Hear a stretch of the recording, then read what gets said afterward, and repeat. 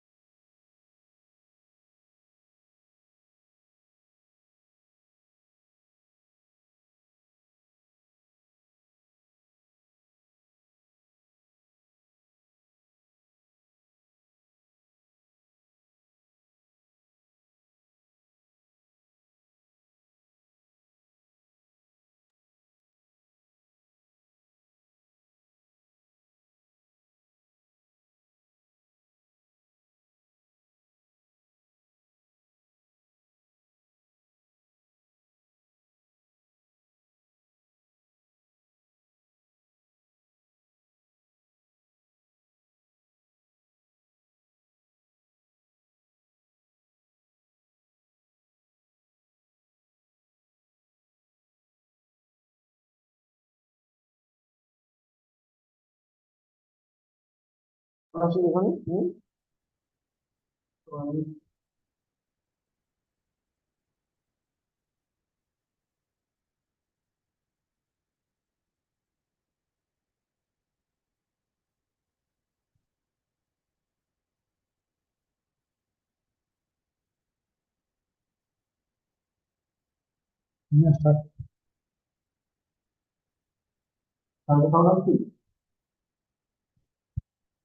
ওদের কমিটি সরকার আছে তার কোন লাগে কিন্তু সম্মান করে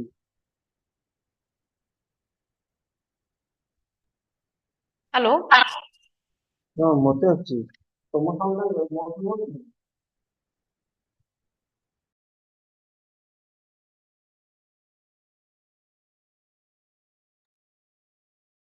hello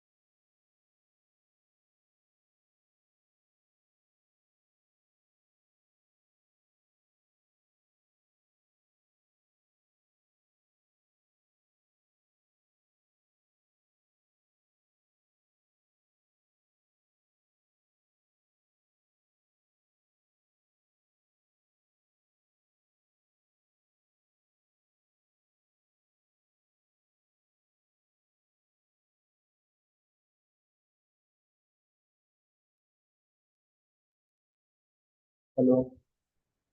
hello.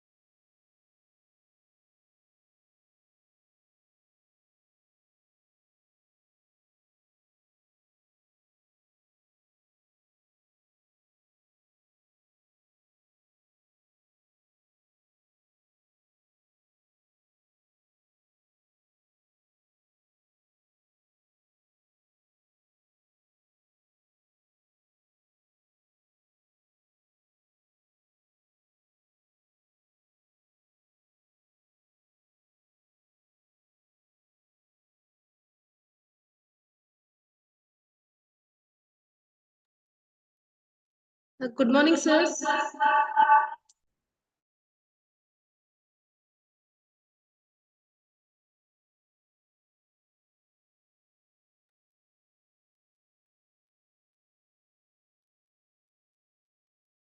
Can you hear me? Yes, sir. Yes, sir. You're audible, sir. Okay. So I request all the speakers to please unmute and just check their microphones. Good Hello? morning. Good morning. Good morning. Good morning. Good morning. Good morning to all of you, sir. Good morning. Good morning, Dr. Mahadev, sir. Good morning, Good Dr. morning. Alaji. Dr. Mahadev, sir, Dr. Atul Nasa, Dr. Nagappa, sir, Dr. Suresh, Mr. Pankaj, everybody, good Nagappa, sir. morning. Namaskar, namaskar. Morning, Very Pankaj glad to Dr. sir. see in this IPGL international webinar. Varun Gupta, sir. Namaste, sir. Namaste. Can I view kindly?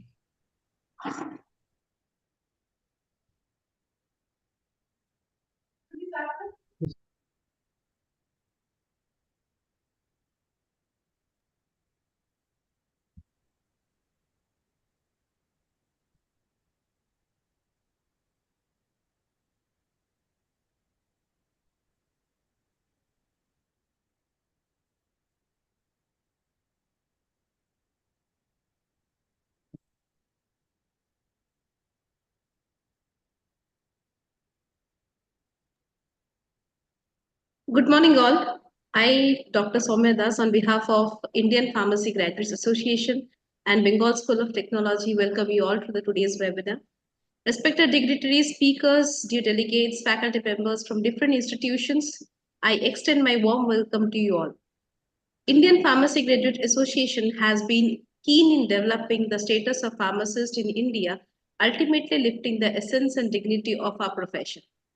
Pharmacy profession in India is not yet fully recognized because we pharmacy practitioners lack efforts on upholding total pharmaceutical care to their patients, which includes patient counseling on medications, proper utilization of prescriptions, and correct evaluation of alternative drugs in the prevention, diagnosis, mitigation, and treatment of diseases.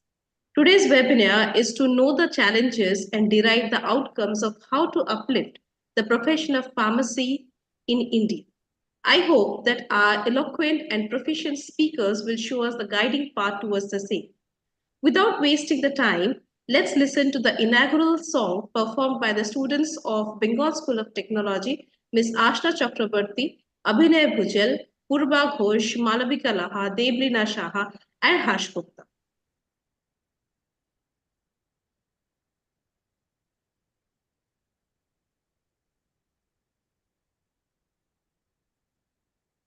Part towards the same. Without wasting the time, let's listen to the inaugural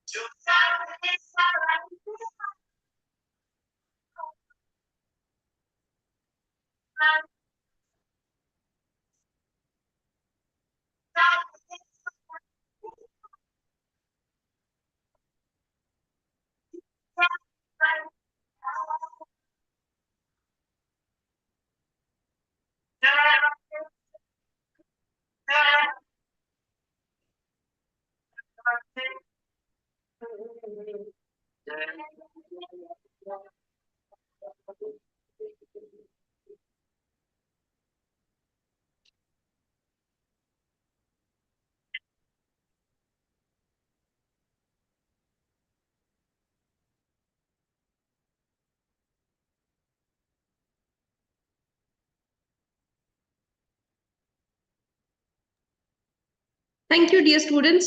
Your performance was really very beautiful and energetic.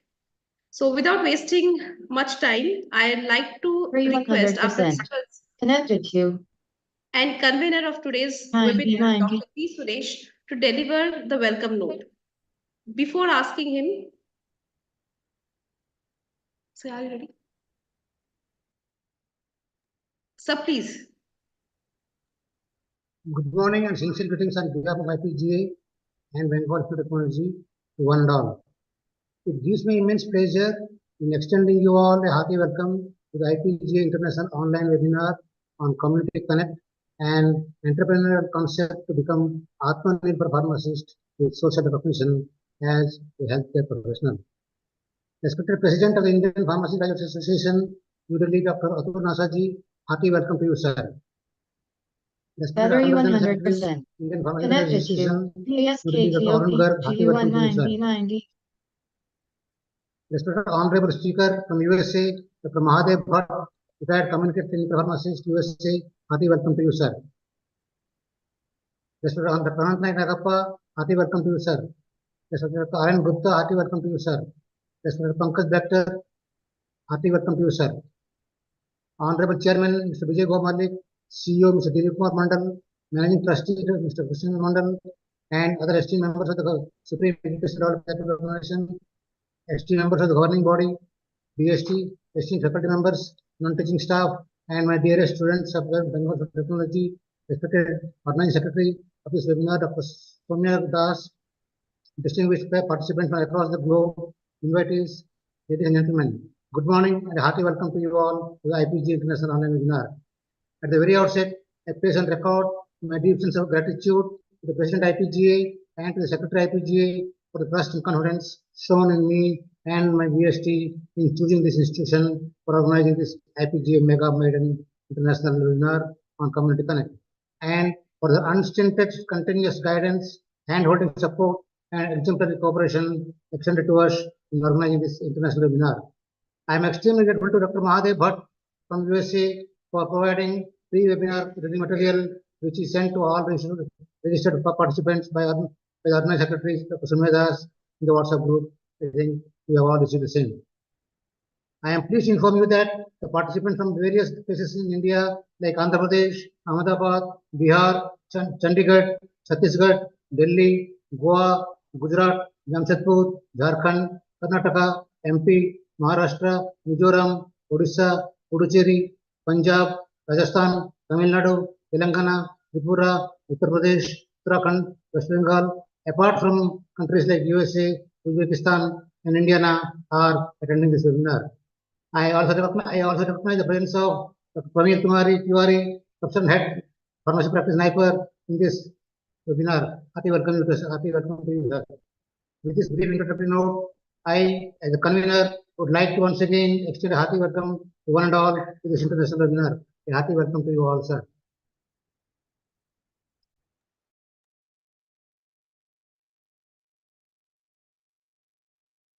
Thank you, Principal Sir Dr. P. Suresh, for a brief introductory note. Moving on, I'd like to request Dr. Atul Nasa, who is the President of Indian Pharmacy Graduate Association, New Delhi, to give an address to the gathering. Before asking Sir to speak, I'll just brief about his profile.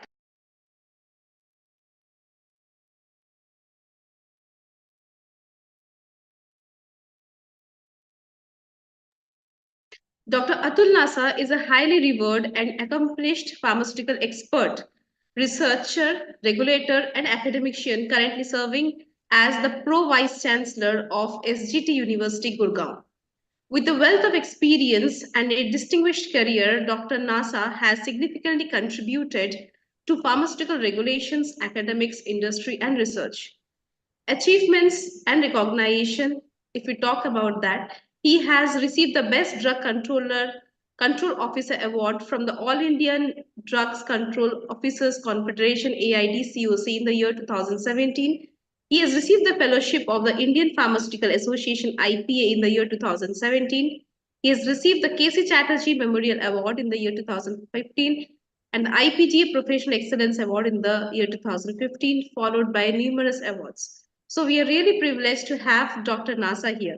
May I now request Dr. Nasa to please proceed. Good morning. I am audible. Hello. Yes, sir, sir, you're audible. You're audible, sir. Thank you. Thank you. Good morning, everyone. And thank you, Dr. Soumya, for a nice introduction. And at the outset, my heartiest congratulations to Dr. P. Suresh, the Principal, Bengal School of Technology, for taking this initiative to host this international online webinar on Community Connect along with Indian Pharmacy Graduate Association. I also welcome the today's speaker, Dr. Mahadev Bhatt, the clinical and community pharmacist from US, Dr. Anantha Nayak Nagappa, and Dr. R.N. Gupta and Dr. Bector to this international webinar for the young students of pharmacy. The theme of this seminar, that is ATMANIRBHAR pharmacist or self-reliant pharmacist, is very relevant topic in this today's era. Now, if you want to become an ATMANIRBHAR pharmacist or a self-reliant as a pharmacist, you have to work on various key areas. And one of the most important key area is your education and training. So all these students who are pursuing pharmacy as a career and attending this webinar, my sincere advice to each and everyone, go for the maximum higher education, whatever is possible at your stream, and try to do your best. That will definitely help you a lot. And in the healthcare system, this additional qualification always pays. Then your registration as a pharmacist or a licensing as a pharmacist. So once you complete your education from any of the school or any of the institute, immediately go for your registration with particular pharmacy council, and that and try to go for additional certificates so that you are well placed in the future prospects. Clinical skills, that pays a lot. Now enhance your clinical skills to provide optimal patient care. This includes medication therapy management, patient counseling, and understanding how various medications interact with each other. So this is another important parameter for young pharmacists in clinical skills. Networking and collaboration. Now you have to build these relationships with all other healthcare professionals to facilitate collaboration and provide holistic care to the patients. This might involve working closely with the physicians, nurses, and other members of the healthcare team. I always speak that pharmacist is a strong bond, carbon-carbon double bond between the physician and the patient. And you play a very important role in healthcare system. We have seen that during the pandemic time, each and every pharmacist, whether working in pharmaceutical industry or in hospital pharmacy or in community pharmacy or in clinical pharmacy, in regulation, in pharmaceutical industry, in clinical research organizations, in academics, everybody has played a very important role during pandemic time, and the pharmacists were the COVID warriors. So my salute to all the pharmacists for their healthcare initiatives. Apart from that, community engagement. Engage yourself with the local community to raise awareness about the role of pharmacists in healthcare system. We are facing a challenges that WHO has given a data that young generation is suffering from diabetes, young generation is suffering from cancer, even from hypertension and lifestyle disease. So pharmacist has to play a very important role in this healthcare system by guiding and counseling each and everyone what they have to do, what they have not to do. Self-medication is another big challenge, and antimicrobial resistance, which is on rise. So this is the role of pharmacists in community engagement. Continuous improvement. Now today all these young students are attending this webinar, so try to involve yourself in the latest development of pharmacy practices and healthcare policies by attending conferences, by attending professional organizations like Ipga, and involving and engaging yourself in research and scholar activities. Apart from that, if you're business minded, that is a business acumen, develop an understanding of the business side of the pharmacy practice. This includes managing inventory, understanding billing and insurance processes, and ensuring compliance with the regulatory requirements. I tell you that pharmacy is one of the best profession. India is the pharmacy of the world. And we have seen that during pandemic time, our country has given the two big, vaccines, that is Covaxin and Covishield. So this was the all initiative of pharmaceutical industry and the pharmacists working in the concerned relevant areas of research and development. So with this, I conclude my speech and my best wishes to all the young budding pharmacists attending this webinar, and my special thanks to Dr. Mahadev Bhatt, Dr. Anantha Nayak Nagappa, Dr. Gupta, Dr. Suresh, Dr. Pankaj Bector, and Dr. Soumya Das for taking this initiative for the holding these international webinars for young pharmacy students. My best wishes to each and everyone. Thank you very much. Thank you, sir, for a motivational and really excellent talk for our participants. Next, may I request Dr. Arun Garg, who is the Honorary General Secretary of Indian Pharmacy Graduate Association, New Delhi, to address the gathering. So before sir gives his address, I'd like to brief about Dr. Garg.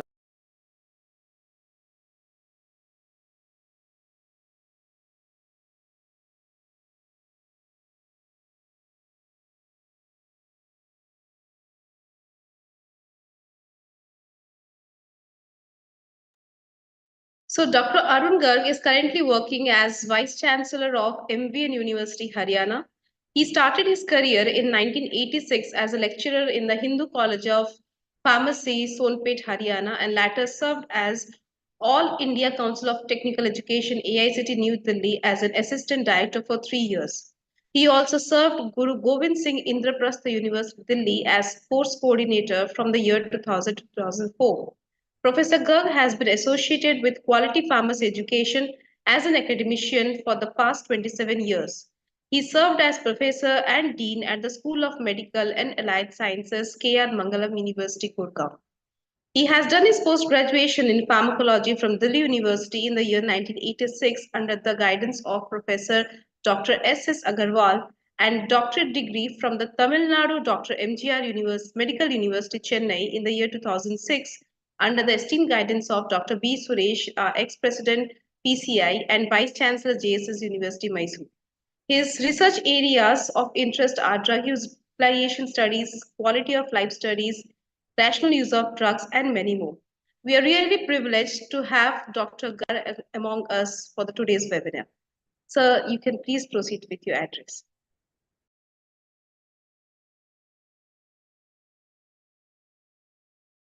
And it is really a privilege to address the young pharmacist of Bengal Institute of Pharmacy. And as a General Secretary of IPGA, I would like to say that Indian Pharmacy Graduate Association is a progressing association. It's a national body. And our student forum and women forum are also doing wonders in national arena, in the awareness of diseases and several other areas.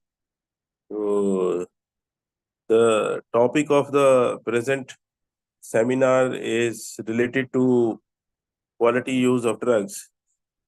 And it is very important that being a pharmacist, we should know about the drugs. First of all, about the drugs, which category it belongs to, what are the indications, contraindications, how it is to be used, and what dose, in what schedule.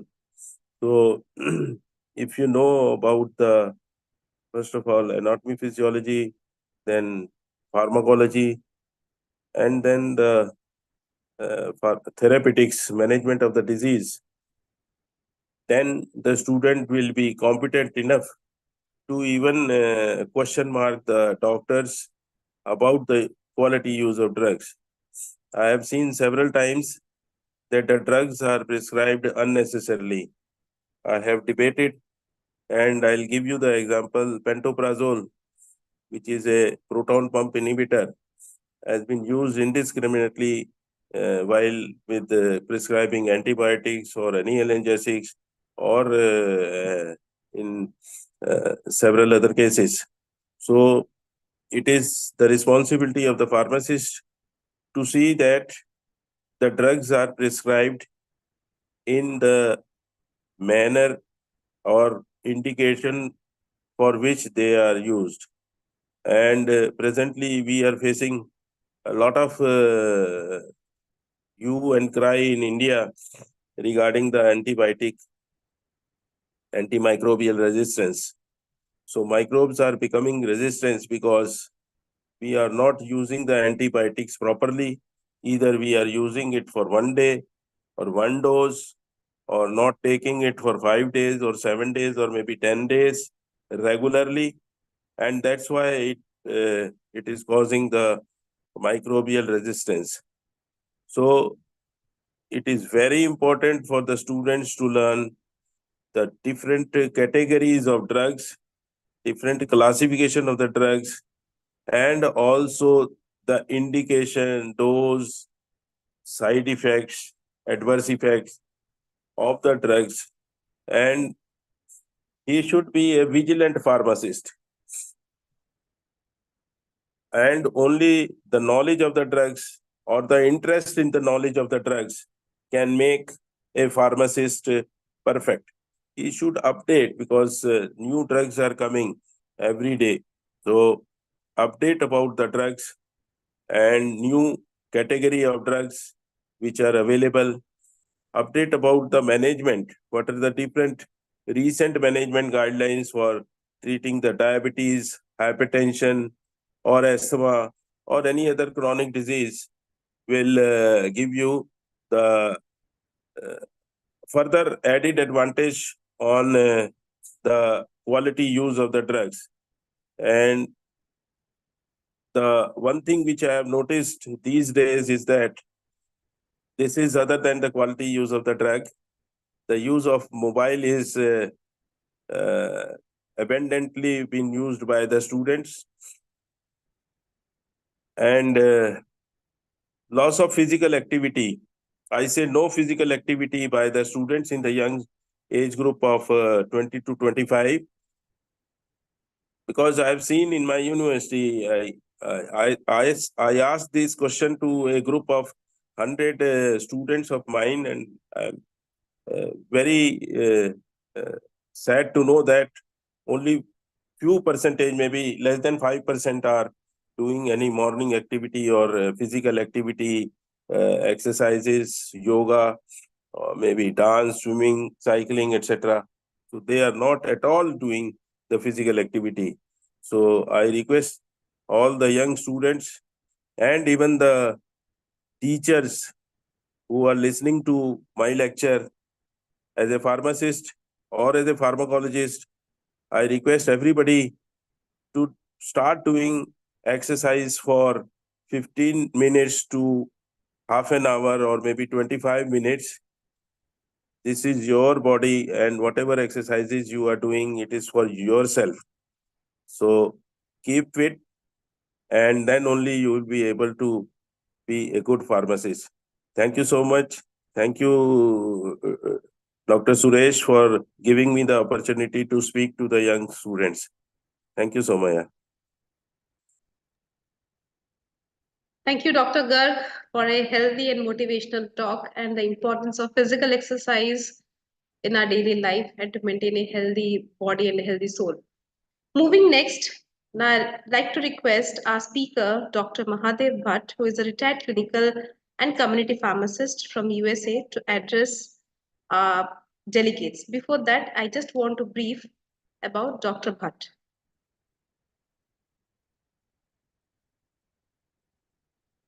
Dr. Mahadev Bhatt is a retired clinical and community pharmacist currently involved in presenting webinars on Community Connect project of ACPI of India. He graduated from LMCP in 1972 and worked in the drug manufacturing plant operation, R&D director, technical director, nutraceutical industry and cosmetic industry for 16 to 18 years. After becoming a registered pharmacist, he worked in the hospital pharmacy as intern, staff, preceptor, and director for 10 years. He has owned and worked in several community pharmacy for 6 years and in a Walgreens chain pharmacy for 12 years. With a vivid experience, Dr. Mahadev Bhatt has acquired a deep knowledge in a community pharmacy at large. So without wasting time, may I request Mr. Bhatt to proceed with his presentation.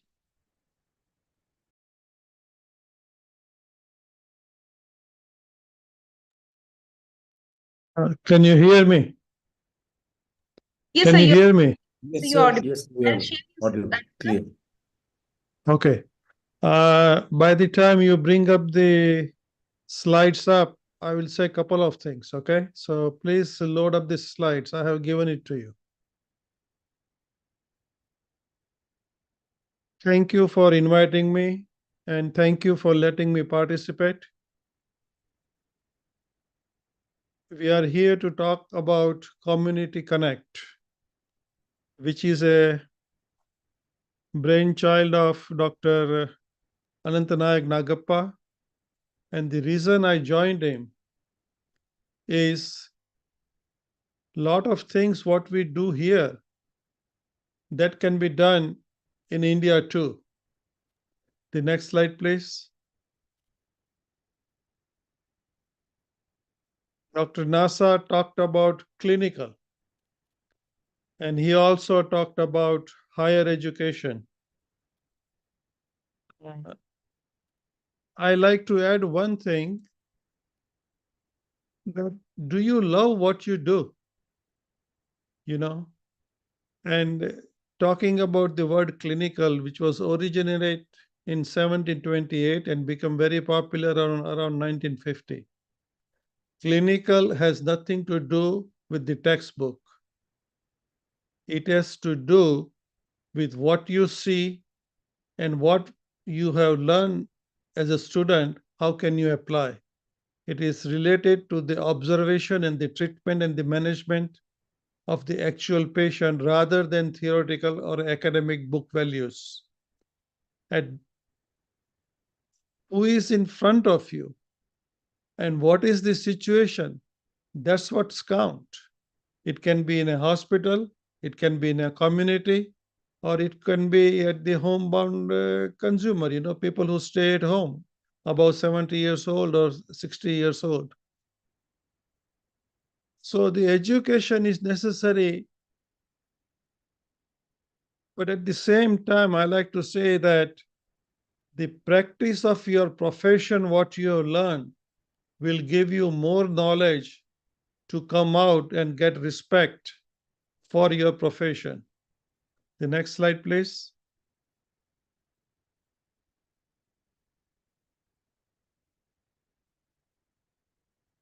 Now, what do you call it a clinical?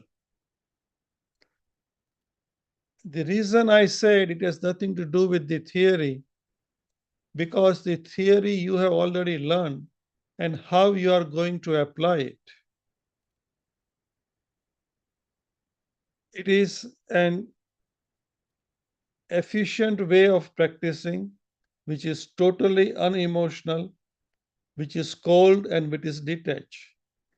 If you guys have seen a movie called Munna Bhai MBBS, there, Sanjay Dutt talks about that, how the doctors are completely detached. Actually, they are not completely detached, but they are trying to focus on the things which they can control. What is controllable? You control the controllable. Do not get carried away. Now, this can be done in a hospital. It can be done in a community. It can be done at a home health or a palliative care or a hospice care. I'm not going to go through the definition of all this because I have only 30 minutes. And earlier I sent you all the definitions, and so please read through it, and then we will move forward. The next slide, please.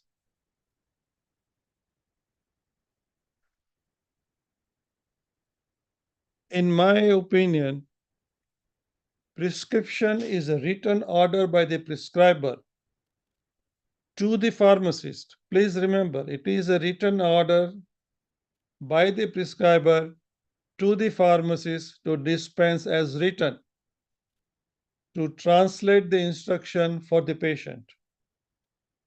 This order can come to you in writing, it can come to you via phone, or it can come to you via digital. Now, park this situation for a second, and I will try to correlate that a little bit later. The next slide, please.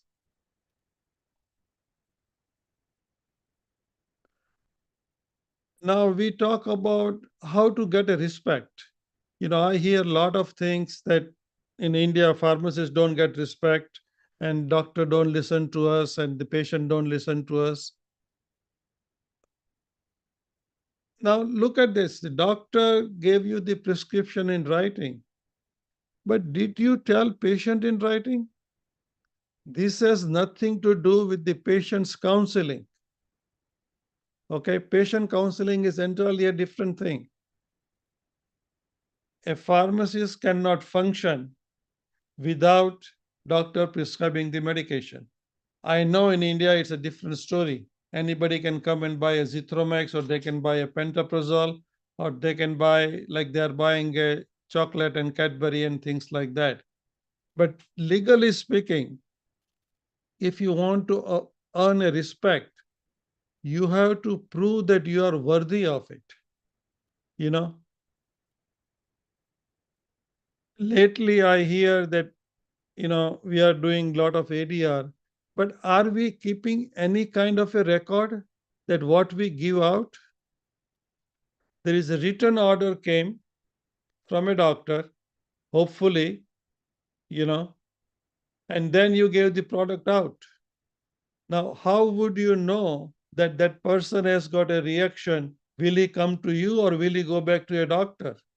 Suppose there is a recall on the product, how are you going to withdraw the product back? Now, these are the things, if you do for your client, they might come back to you again, and they will think that somebody does care for me. And to do this thing, it is called the pharmacy or pharmaceutical services. The next slide, please. So we are letting go an opportunity to earn the respect.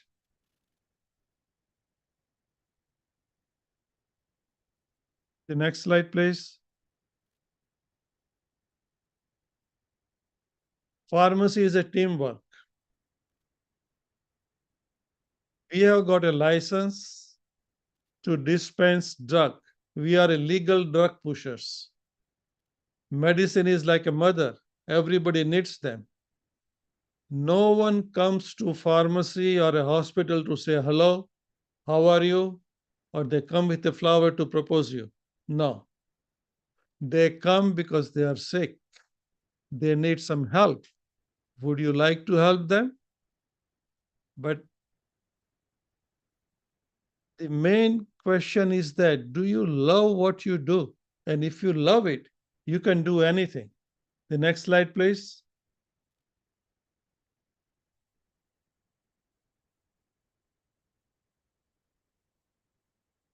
The facts are a little bit different. You know, we do not tell customers in writing that what doctor has told them, because we think that the prescription labels you sell by giving them the pamphlet, I want to say the strips, which has got all the information. There is a thing called USP Chapter 17, and there is a thing called auxiliary label requirement called USP-NF Chapter 17 and USP 800 guidelines. In next 2 years, USP is going to ask WHO that whosoever is going to put the USP product on their label, they will have to follow these guidelines. Counseling is a little bit misunderstood, drug interaction, side effects, ADR, ADE, adverse drug reaction. A lot of people tell me that a lot of colleges are doing it, but if there is no data collection, the next slide, please. If there is no data collection, how are you going to do the adverse drug reaction? Which doesn't go into my mind. How can you advise somebody if you do not have the data? How can you do your PhD thesis if there are no books or references? How can you do your M.Pharm? How can you do your B.Pharm? You have to have some kind of a data. So think about it, and let's park this thought, and then I will come back to it a little bit later. We all know that there are 5 R of pharmacy: right person, right drug, right dose, right direction, right route of administration. I have sent you the definitions about BMR, HMR, MTM, QUM, ADE, TMR. These all are the basis of making more money. Because right now the situation is that we do not provide these services at all. We don't know that patient has got a pantoprazole at home. Most probably everybody has got it. And then patient comes and picks up enteric-coated aspirin. I think last night I was talking to Soumya that how the drug interactions happens, Enteric-coated aspirin is supposed to avoid the stomach so you don't get the gastritis, and it is applicable to all the NSAID, Now the patient has taken the pantoprazole previous night, the stomach is already basic, he has not produced enough acid. So that product is going to dissolve in the stomach. So we are going to cause our own gastritis, But how is pharmacist going to know that? The next slide, please.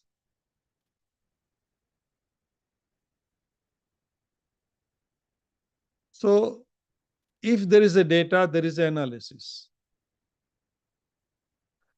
And to do this thing, we need to create a generation of pharmacists, those who are interested in making more money. In my personal opinion, every B.Pharm students, I'm taking that as a basic, or a D.Pharm or a PharmD, is capable of making 1 lakh rupees a month minimum. We make that kind of money here. we make a lot more than that, but we can do that. But do you want to do that? And why do we need to collect the data? Everything doesn't stay in the brain. If I ask any one of the staff, or if I ask any of the student, or if I ask any of the presenter here, that do you have a medication profile for your dear ones, maybe for your wife, for your child, for your son-in-law, for your daughter-in-law, that what they are taking? Do you have a list of medications which are in the house? That is very important, because that is the beginning of doing the data collections. Everything cannot stay in the brain. The next slide, please.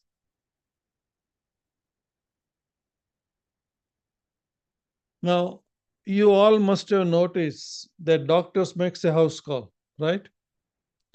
And most of the time when doctor comes, they will give you an injection. I don't know it's a vitamin injection or it's a sodium chloride, but every time I hear the doctor came and they gave an injection and the patient feels better and we have to go and pick up some medication. Because the people trust the doctor that did something to me. Can pharmacists create that kind of information? Or can create that kind of a feeling for the patient? Now, you can target a patient. You can take a condition like hypertension, like hyperlipidemia, like diabetes mellitus, like osteoporosis, like anticoagulation, dialysis, antifungal. You can separate them out if you have got a data collection. Then you can follow them. Suppose you had a patient who was a hypertensive patient. Any hypertensive drug, if patient has started taking it for the first time, it takes 6 weeks to stabilize the patient. I don't care what it says about the half-life. The patient had a 200 BP, 200/90, he has learned to live with it. When he takes the first dose of medication, it's going to drop. So he will think that the drug is not working and he is feeling dizzy. That is not the side effect, but the drug is working, but the patient needs to be told that he has to manage the therapy. Who is going to do this thing? But that requires the data collection. The point of dispensing doesn't write those things down. And as a matter of fact, I think that is really good that they don't do that right now, so somebody can go and do it and make some money. If a doctor can visit the home, why can't pharmacists visit the home? And they write down the information, they write down the allergic condition, they write down the name of the patient, the date of birth, and then you advise the people. Suppose you have got 10 patients, visit them twice a week, twice a month, and maybe charge them some money for that. Every pharmacist can be innovative. The next slide, please.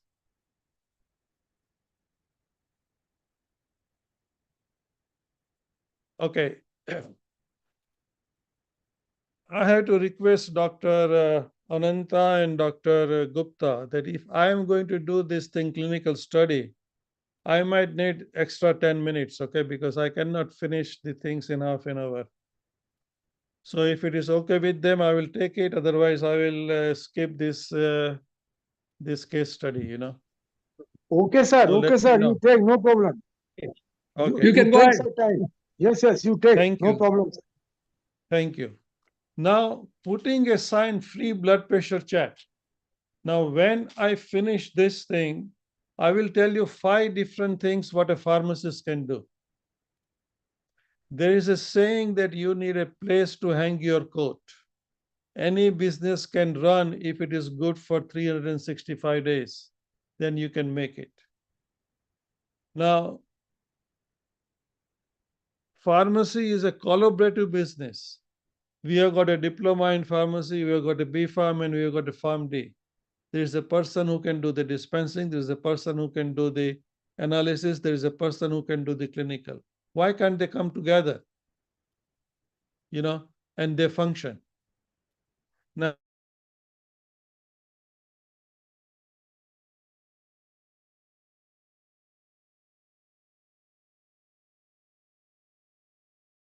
not going to the moon, you know. Hey, India has already gone to the moon. We are going to send men to the moon now. You know, we are smart people, you know. The next slide, please.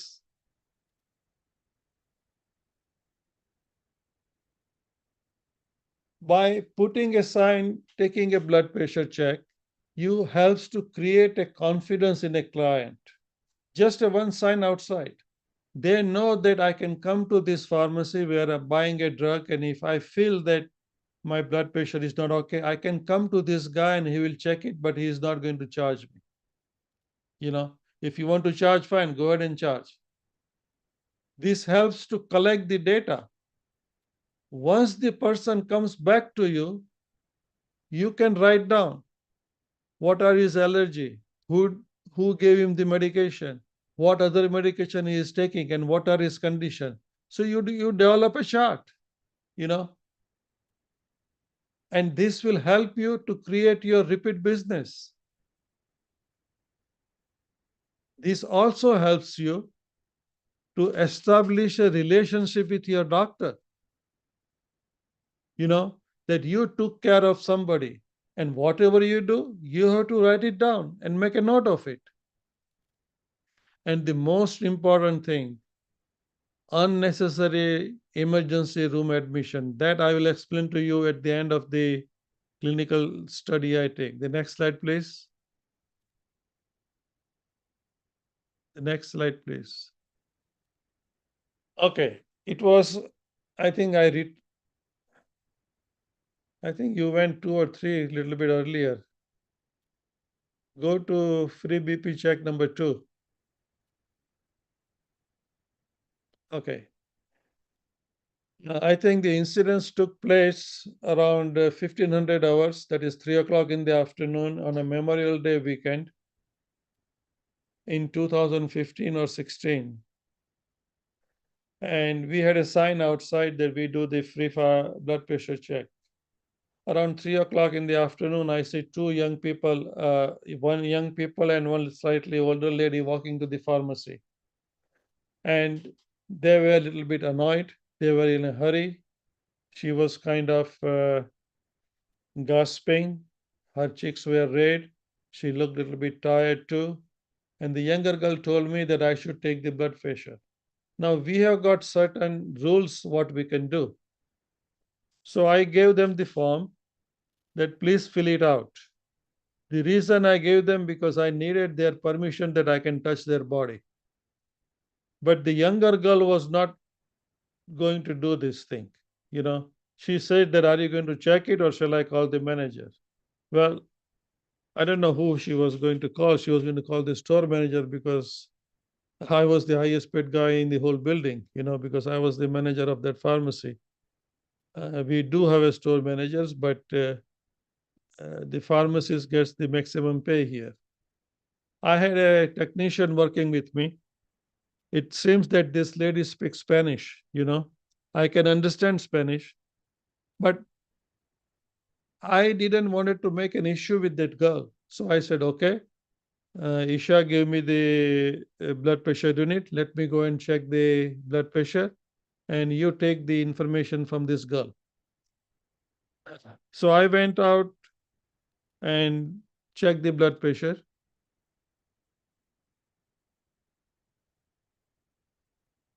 And blood pressure came around 235 over 90, 95, 90 or 95. You know, I don't remember that much.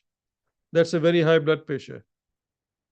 Normally, if that happens, we are supposed to call the paramedics.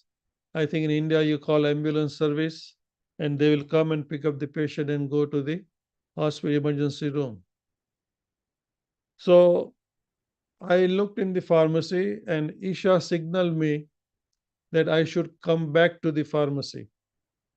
So try to correlate this, okay? That girl had filled the form out. We had some information. We went into our database and we found out, you can make change to the next slide, please, okay? We can find out that she was our patient.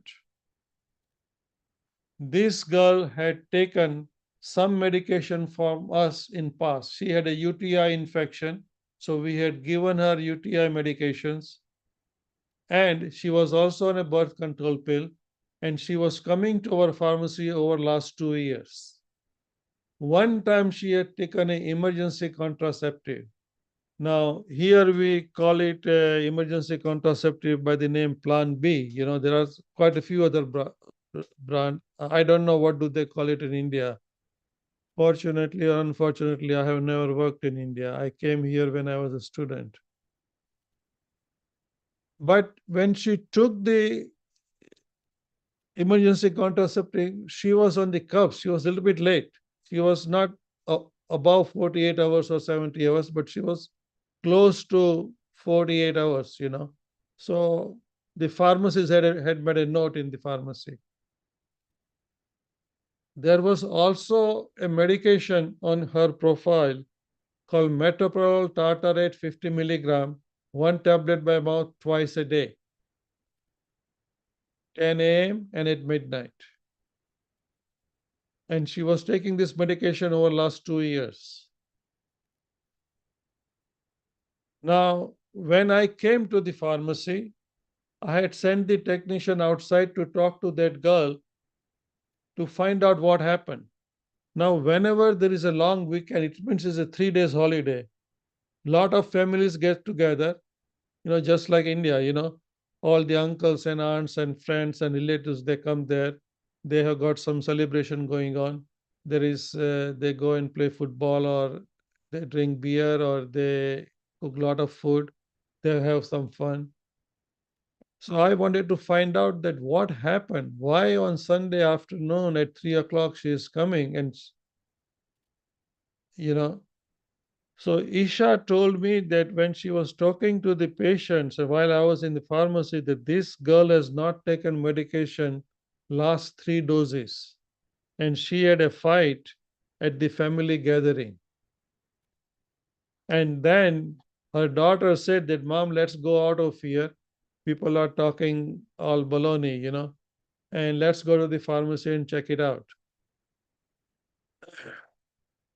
Now, this gave me a hope that I can help this girl out.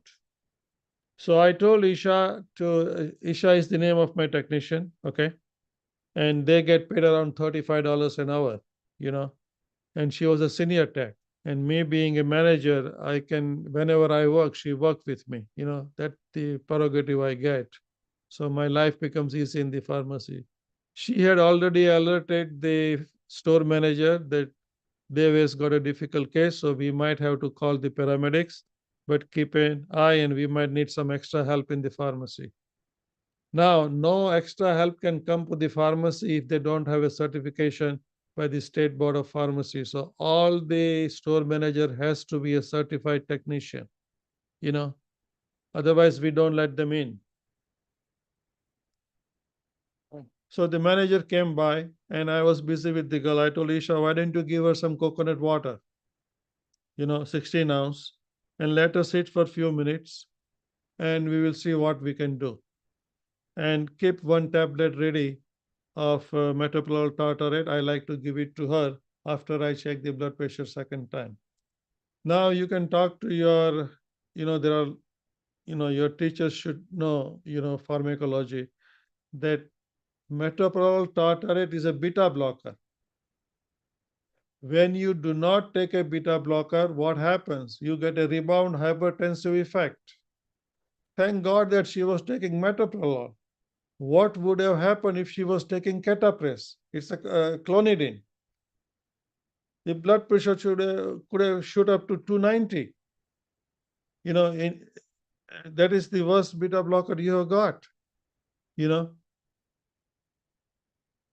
So all this thing happened during 15 minutes, and then I asked, that girl felt a little bit better when Isha talked to her in her own language, you know, and she started smiling. She had some coconut juice, you know, and then I came out and I said, hello, Mama, how are you feeling? She says, yeah, I'm getting better. The redness on the cheek had gone down. So I said, would you like to go to bathroom and empty the bladder out? and then I will check your blood pressure one more time, and I think you are just going to be fine. Don't worry. So she went to the bathroom, she came back. At that point, I also gave her the medication, metoprolol tartrate 50 milligram, and waited for a few minutes, and I measured the blood pressure again.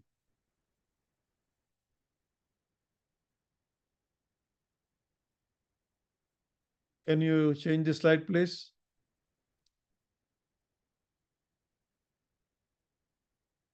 Now, what does coconut water do? Coconut water has got extra potassium. It is something like an electrolyte. And whenever you take some potassium in less than 6 MEQ, it causes a diuretic. So what I was trying to think from my hospital experience, see, I had joined the community pharmacy just to retire, okay, in my last 12 years of my life. Because I had enough of clinical in my life, and then I got tired of it, and I said, well, let's go to the community and see what we can do. When I checked the blood pressure, it came out to be 150 over 87.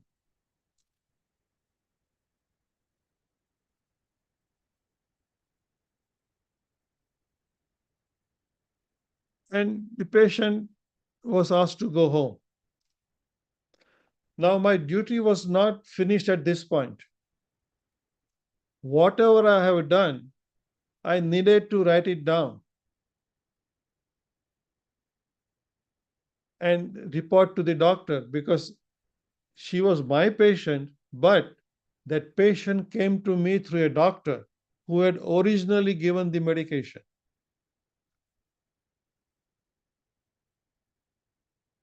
And I told her that, she can take the second tablet of metoprolol tartrate when she goes to sleep that day.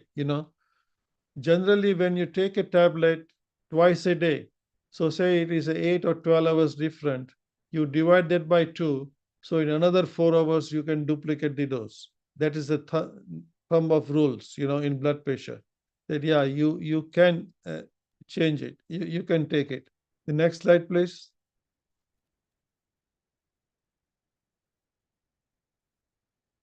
The next slide, please.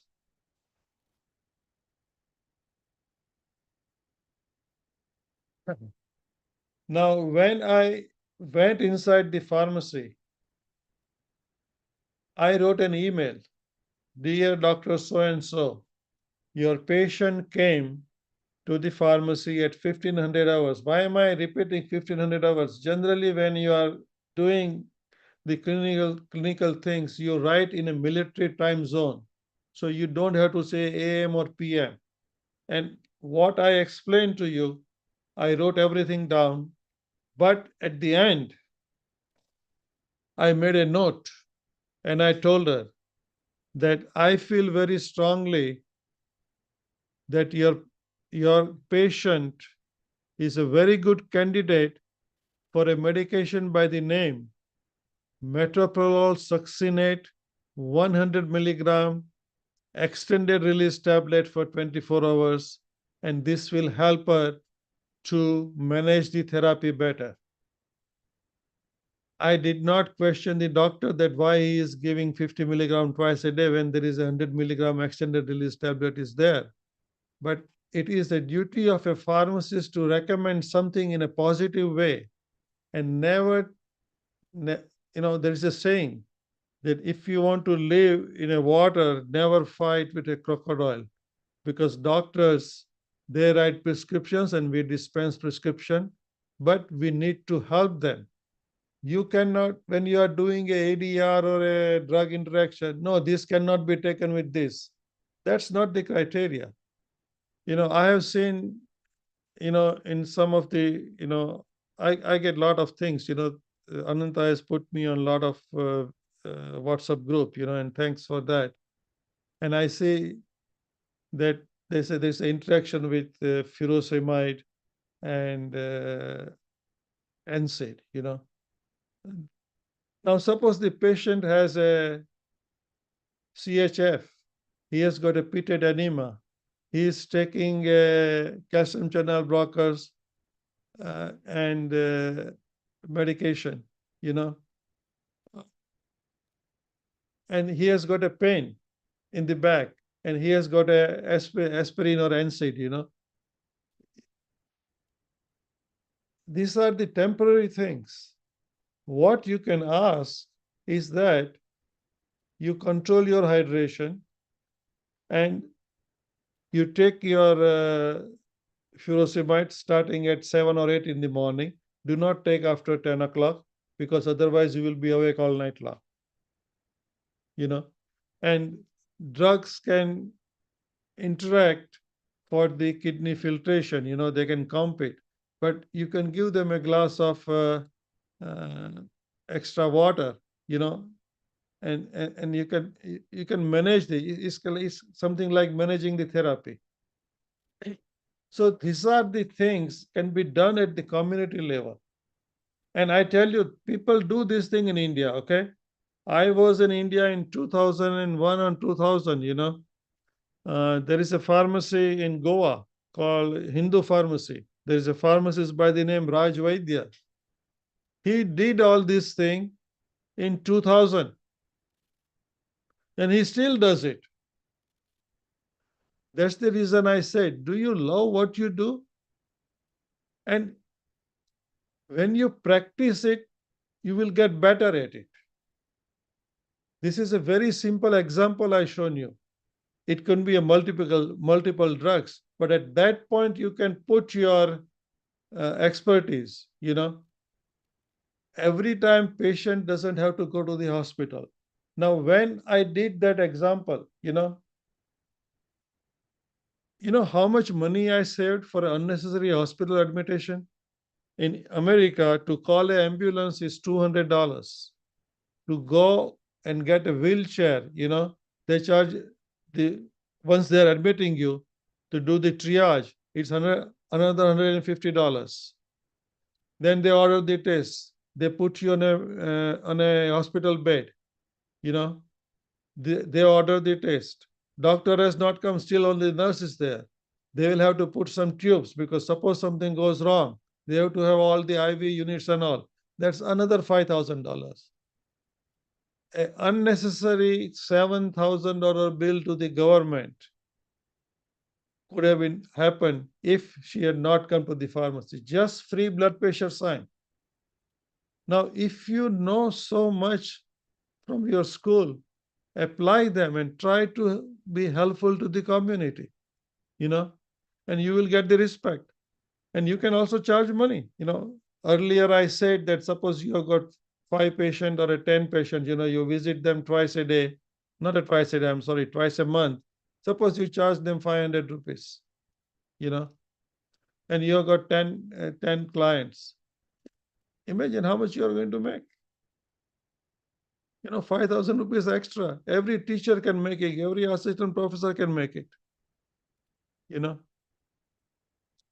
So those are the things we need to develop. And I'm quite sure my timeline is 2047, like Modi says, you know, that India will be #1 by 2047, will be a developed nation. We have got tremendous technical knowledge, you know. I went to school in 1972. You guys know more than me. My syllabus was only 8 pages. Look at your syllabus. You have got a lot of professors and things. You know, you have got a lot of seminars. They teach you far better than what I had when I was learning, you know. But do you love what you are doing? Now, to make this thing a little bit shorter, I will give you a few other examples. Birth control pill and antibiotics.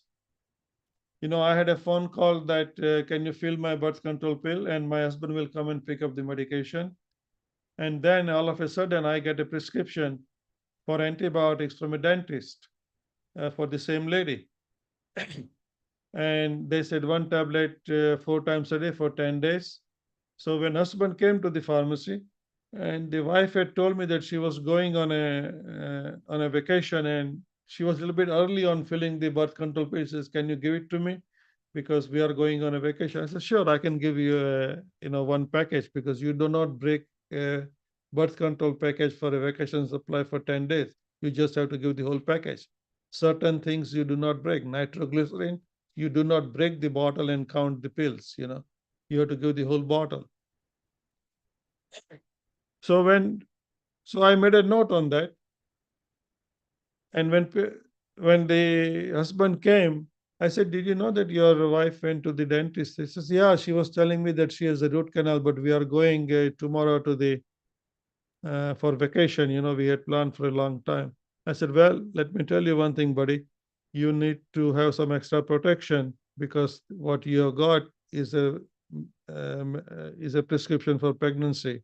So just pick up some condoms on your way out, and have a good vacation, See, girls have got a right to make a decision when they want to get pregnant, but if you don't give them enough information, then you just can't say Allah, Khuda, God or Balaji or Tirupati, they bless you with a child.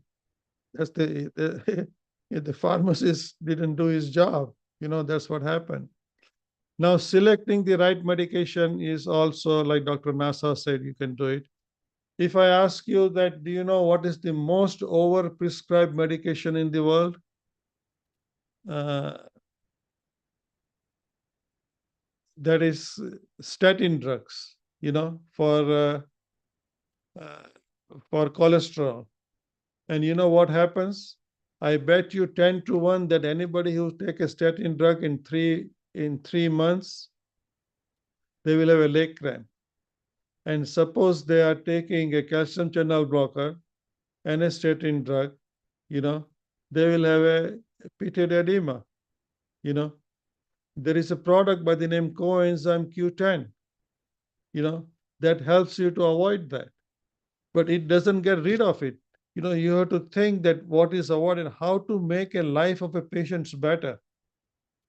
Magnesium supplement, they keep the muscles elasticity intact. It helps the heart too. When people are taking probiotics, it helps them that whatever the antibiotics have killed the organism, because antibiotic doesn't know what are the bad organisms or what are the good organisms. While killing the good organism, they will kill the bad organisms too. So within 4 days, somebody is going to have a diarrhea, So you have to manage that too. So there are a lot of nutritional things also the people can, guide them. And that way you can make a connection. I think this is where I'm going to end, because it's getting a little bit late. Thank you very much, Dr. Gupta. Good to see you. Ananta, it is always good to see you. Dr. Suresh, it was really my pleasure when you and I talked over the phone. I haven't, I'm telling you honestly, I haven't seen that kind of a candid talk from any principals. Ananta will tell you that I have talked over, Ananta, what is it? This is around 360th lecture we have talked about. Yeah, it's 350. Okay. And the way you talked to me, was very good. And you said, sir, I'm going to do something very nice and give me some time. So I thank you for that. And your college is lucky to have you. Soumya, I'm sorry that I talked too much yesterday, but it's my age. I'm 75 years old. Okay. I love pharmacy and I do that. Dr. Gupta should know that. It is around midnight here in California. So let me wish you all a very good afternoon, but it's getting kind of late. Generally, I don't do webinars, after certain time limits, But the way Dr. Suresh talked to me, I melted, I said, no, I'm going to do it. Ananta asked me, he said, how come you agreed for 11 o'clock? I said, no, the guy is nice, you know, so I couldn't say no to him. Thank you so much. Gupta ji, kya haal hai? Good to see you. Sir. Thank you, sir. Thank you very much. Thank you. Sir. Thank you for Fine, giving me fine. time.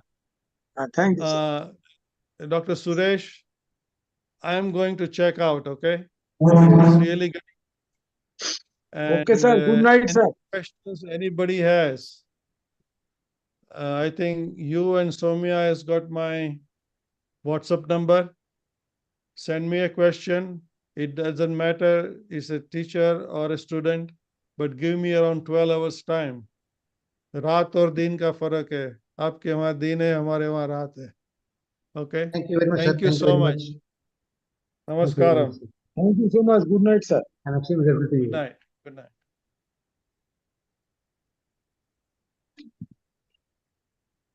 Bye, Ananta. Bye. Bye, sir. Bye, sir.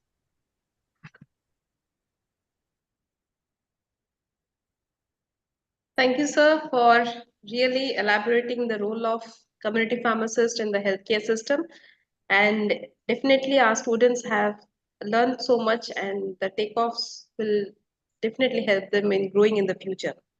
So moving on, may I request our next speaker to address the gathering. He is Dr. Anantanaik Nagappa. Before asking Dr. Nagappa to speak, may I just brief about his profile.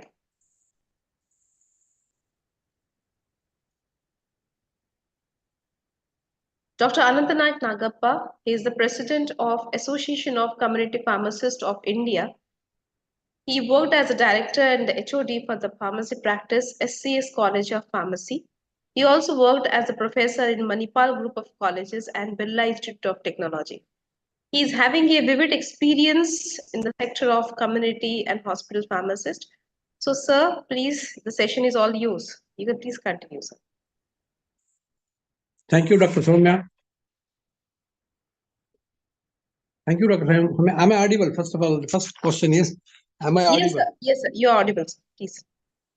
Actually, no, this momentum started in 2008 when I was visiting the FIP of in the Netherlands. I thought a lot of industry oriented approach will be there, but to my surprise, it was all pharmacy. That is about community pharmacy they were talking about. Now, gradually, I learned the importance of community pharmacy in the world because I visited 22 countries in my pursuit on various conferences and other things. But again, I always kept a point to visit a pharmacy and find out how they are operating and what is their role and all. So I realized that the pharmacy is having another important role, which is totally unheard in my country. It was very surprising for me. Then I started that let us begin and let us collect a group of people who are like-minded, and we formed an Association of Community Pharmacists of India, and then we have worked on that. And to talk about the community pharmacy, there are very few people who are taking it. Even after the PharmD has come in 2014, first batch, and even the pharmacy practice regulations 2015 has come out in January. None of them could change the scenario. We are in 2024. We are still in the debating phase how to begin. So this has caused us a lot of a drawback, and our patients who are very near and dear to us in our own community, maybe my mother, maybe my father, maybe my son, maybe my daughter-in-law, maybe my daughter, maybe my grandchildren, are not having an idea how to use the medicines. Quite obvious that they did not study the pharmacy. Even the doctors also did not study the pharmacy. Even the nurse also did not study the pharmacy. So that's why the government of India has brought a law called as the Community Connect. All we know that the drugs are technical things which need to be used with as per the instructions. As per the instructions. So these are not the things are there. However, we don't know this thing. And then the pharmacy practice regulations, it was passed in 2015. I would like to tell something about it. Can I have the next slide, please?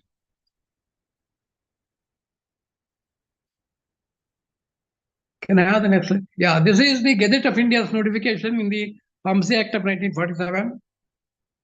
It is called as Pharmacy Practice Regulations 2015. Here they clearly mentions a pharmacist has to the interpretation, evaluation. See, they have to. Can I have the next slide, please? Yeah, next slide, please.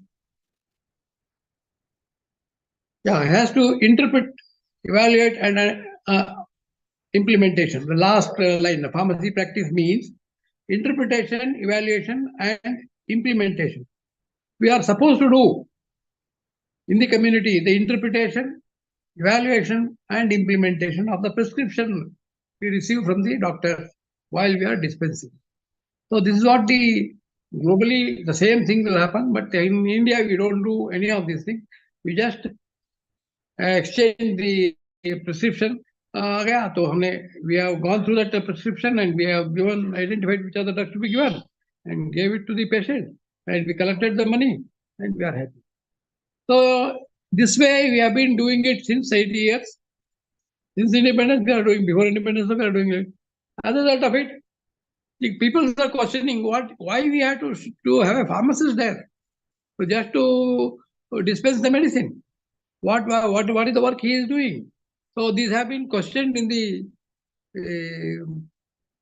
by the state governments under the misguidance, and they also went to the court. The court has clearly mentioned that the presence of pharmacists is a must, and there is a need for upgrading the pharmacists and orienting them towards the pharmacy practice. This was the thing.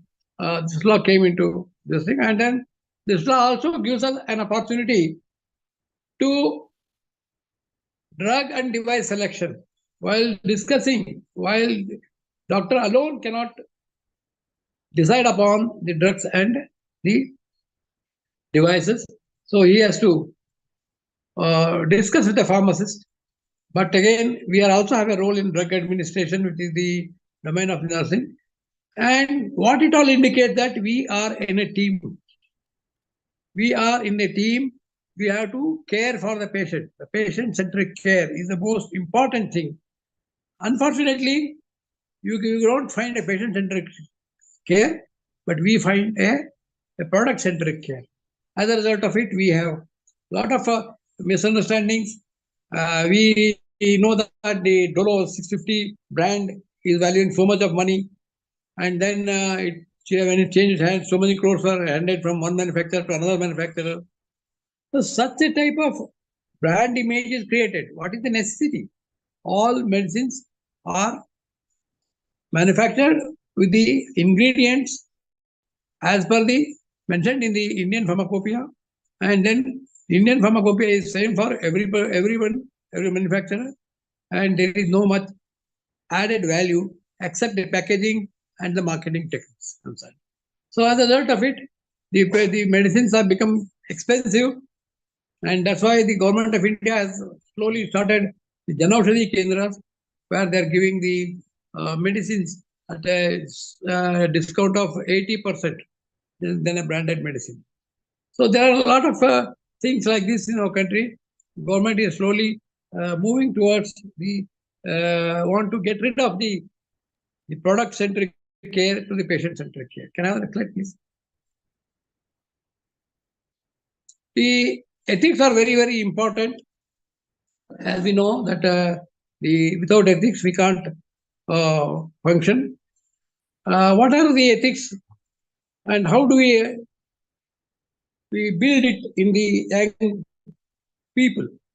It is very easy to talk about ethics and not to follow them. But the students are always observing the preacher, what he is doing, whether he is practicing or not. If he is not practicing, he will follow the same route. He will tell others, he will not follow. So as a result of it, we have a pharmacist who knows about ethics and conveniently does not follow ethics because he has to move out of the comfortable zone. The comfort zone which he has created for himself is acting against his growth. We must realize our growth is curtailed by our own comfort zone concept. We don't want to take risks. We don't want to tell that this is wrong. We don't want to do anything. So this was the condition in our Indian pharmacy, and then we have to pay a heavy price for it without any idea. Another one more slide in this thing. Can I have the next slide, please? See, this act, the pharmacy practice regulations, gives us an opportunity to earn money. The government of India has told that the pharmacist can charge professional services fee. But again, it has not said how. However, in the developed countries, there are various models are there. In the Australia, $18 are given to a pharmacist for elaborating a prescription and giving more information about the patient. Depending on the time he spent with the patient, the money is decided. $18 is for the minimum. This was told by my friend who has opened a medical shop in the Perth. And in Canada, minimum salary of a community pharmacist is 5 lakhs. You may wonder how much they must. What is the pharmacist? We are not doing anything here. We are missing that opportunity. But in America also, they are paying. Either the government is paying or the insurance company is paying. Now we should understand that this one should be sponsored by the government. The government should take a initiative because a lot of money is wasted in as patient safety issues are on the rise, and the pharmacist trained with the PharmD, either he will move out of the country or he will go to the industry. He is not coming to the practice. This is what is happening. So pharmacy practice has remained a unattained goal, far off from the public health, public suffering from that. We have to do something. So can I have the next slide, please? So there are so many things which we are, and then this law exclusively gives rights to the pharmacist, a registered pharmacist, to provide information to talk about information, patient counseling, and all these things are there. Because there are so many technical issues, either nobody other than a pharmacist can understand this. The appropriateness of the therapeutic appropriateness by identifying the underutilization and the overutilization or the duplication. In our country, we have maximized our industrial activities. We are having nearly 1 lakh kind of formulations in which there will be duplication. And when the doctors doesn't know about the duplication, when he identifies the brand name, because that representative has come, this representative has come, so you will write both. In many cases, there is the same drug is being given in the as a form of this thing, because the doctors are not aware of the same drug is there in the product A and product B. So this is how the pharmacists have to take a lead and then say that the things, and then all other things are very much better. Can I have the next slide, please? So if you don't do this thing, the law, then you are likely to be punished. So this is what the government says. So can I come out of this slides, because we have got a very few time. Can I move out to this? Yeah. This also, I don't want to talk about it. Next slide, please. Move on, move on, move on, move on, move on, move on. This is one of the, yeah, please. stay back. This photo, in this photo, there is a student of mine who has come for the internship from Kathmandu University through her contacts. And after that, she opened a diabetic care clinic, a diabetic care center, where he visited the doctors and asked them to refer the patients to her. So the patients were referred to her.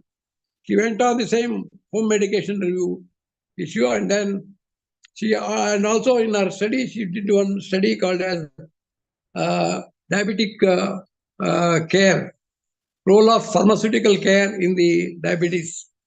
So this is called as she used an instrument called as ADQUIL, audit of diabetic the same.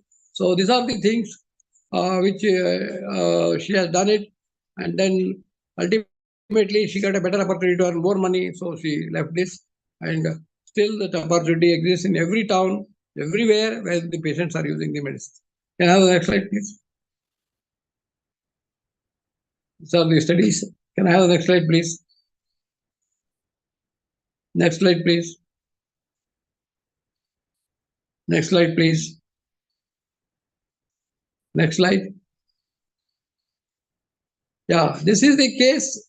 Actually, I want someone to read this for me, one male and one female, so that I'll explain it. Can anybody read from the audiences or from the panelists? Madam, Sir, should I read it for you, sir? Yes, yes. Mrs. W, a 53-year-old woman, has had gastrointestinal acid-related disorder, GORD, diagnosed by endoscopy. Mrs. W has a history of asthma, hypertension, and duodenal ulcer. Her current drug therapy includes amlodipine 10 mg in the morning, salbutamol inhaler 2 puffs as required, beclometasone inhaler 200 mcg twice daily, and theophylline 300 mg twice daily. Mrs. W has recently undergone successful H. pylori eradication therapy, which has been confirmed by carbon urea breath test. Mrs. W smokes 10 cigarettes a day, has a body mass index of 35, and does not drink alcohol. So, can anyone repeat it? Because I want twice to make it clear. I'll explain it and my talk will be concluded.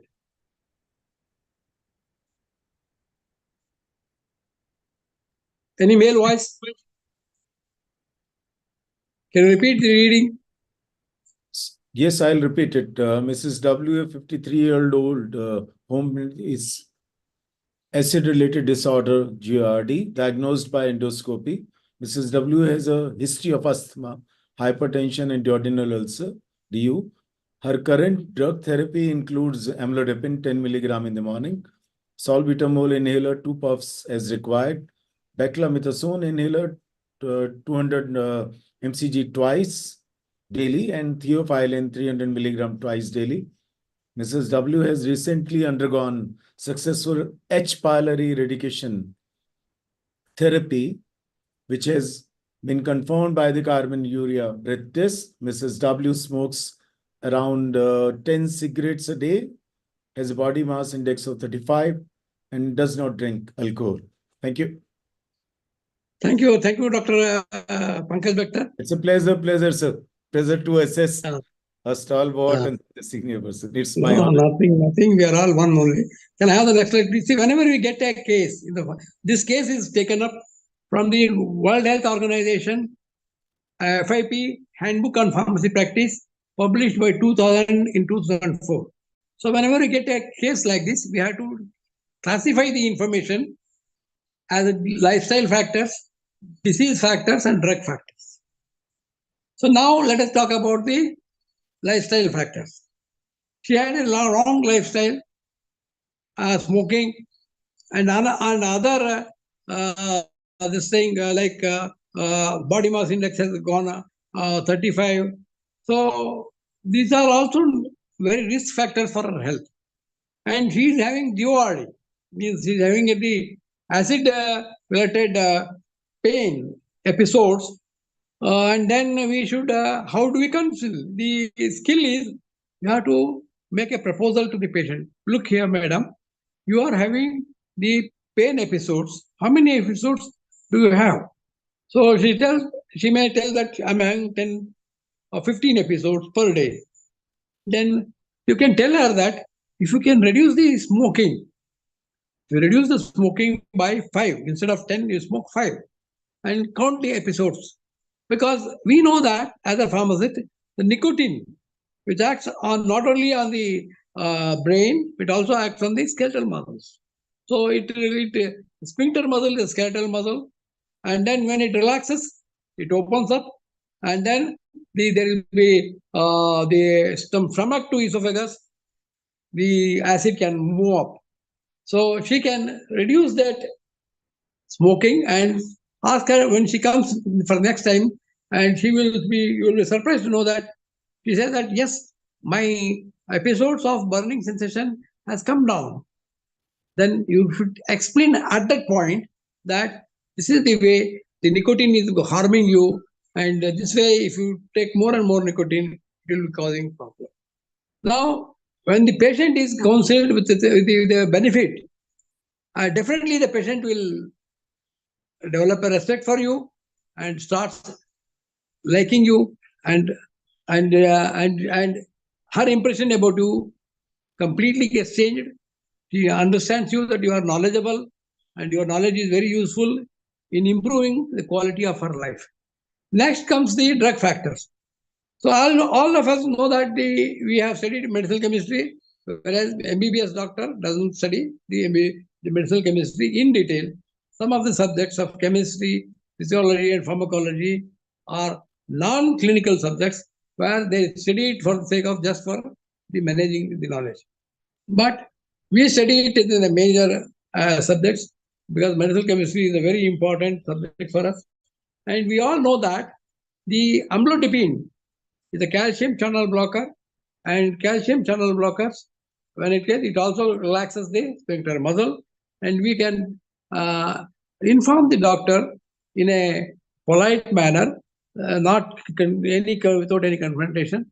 Sir, you are using amlodipine and also theophylline, which are not good for this patient at this stage because she is having DORD, and that causes relaxation of the sphincter muscle. So now when you tell doctor that, then what else he can give? You can suggest him that you can give so many drugs are available for the treatment of hypertension, and so many drugs are available for the treatment of asthma. You can replace them, which will going to help the patient. So when you talk like this professionally, a doctor will be amazed, and he finds you a very useful information resource in you, and he will always start asking you back the question why, whether this. That's why they're given in the act only that the doctor has to discuss about the drug and device selections. In the first slide itself, I told you about it. And coming about the disease factors, many a time the DORD patients will have asthma because the acid which is entered the windpipe and enter the esophagus has also can enter the windpipe and lodge in the lungs and trigger the asthma. This is called as acid triggered asthma. This is the most common thing. Now, after this, all the disease has been cured, infection has been found out that is not there. So she may not be having that type of acid situation. Acid triggered asthma might not be there. Then you can check the patient condition of asthma by asking the patient to blow through the P-flow meter handheld device, and the patient is asked to blow through it, and in that you realize that the respiratory volumes, whatever you record, are healthy respiratory volumes. They are not asthmatic at all. So then you can call the doctor and say that, doctor, I have measured this asthma, and the patient seems to have been now is not suffering from asthma. So can you please verify my findings. So doctor will also do the same thing in his own clinic, and he finds that there is no asthma. Then what is the use of salbutamol, theophylline, and all these things? So de-prescribing is very. Prescription is again a thing. De-prescribing the medicine is also another thing. So doctor will be very happy and very much impressed, and he will be happy to describe the de-prescribe the theophylline and all other drugs, anti-asthmatic drugs. What a great relief and what a great service you are doing it. So this is how we have to integrate our knowledge and use our knowledge in the practice of pharmacy. So then only the pharmacy practice is going to come. And I think in the coming years, we are going to change the scenario, and we have to see united. We have to say that we are going to help the patients of India, and then we are going to improve the quality of life. See, medicines are not the ultimate things. Medicines are only give you relief from the blood sugar levels, but that doesn't translate into a quality of life. Means what is the point? Isn't it? So quality of life is more important than the clinical symptoms mitigation. Can I have the next slide, please? So home medication review, Dr. Madhav Bhatt has explained. I want to show you a few pictures and then end my talk. Can I have the next slide, please? So we did it in Manipal. I talked about this product-oriented approach and patient-oriented approach. So we have to move. WHO is pressing us. You are the suppliers of the medicine, and you don't know how to use the medicines in your own society. It's very discouraging thing, and WHO is always telling to every country that to change to patient-oriented approach. Don't go for the product-oriented approach, which is totally a business. Can I have the next slide, please? Can I have the next slide, please? Because passing the time, so I would like to show some photographs of that. Please move on. Please move on. Can I have the next slide, please? Next slide, please. So this is where our students under the home medication review, we on Sunday afternoon we used to visit and then measure the BP and monitor the whatever the patient is having drugs. We used to check and we used to find out how to use them, how to store them. All these things we used to update. So within few days, they started recognizing our services and value of services. And as the value of quality of life improved, they started acknowledging. We never felt so happy, so healthy, so good after we got practical information from you all. So next slide, please.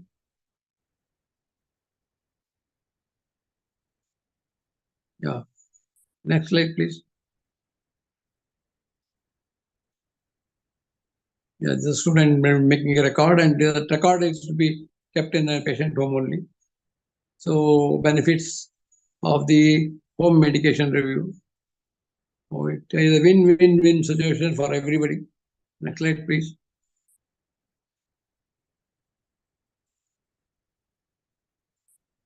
Next slide, please. So all stakeholders are getting benefited. These are 5 studies of home medication review worldwide. Can I have the next slide, please?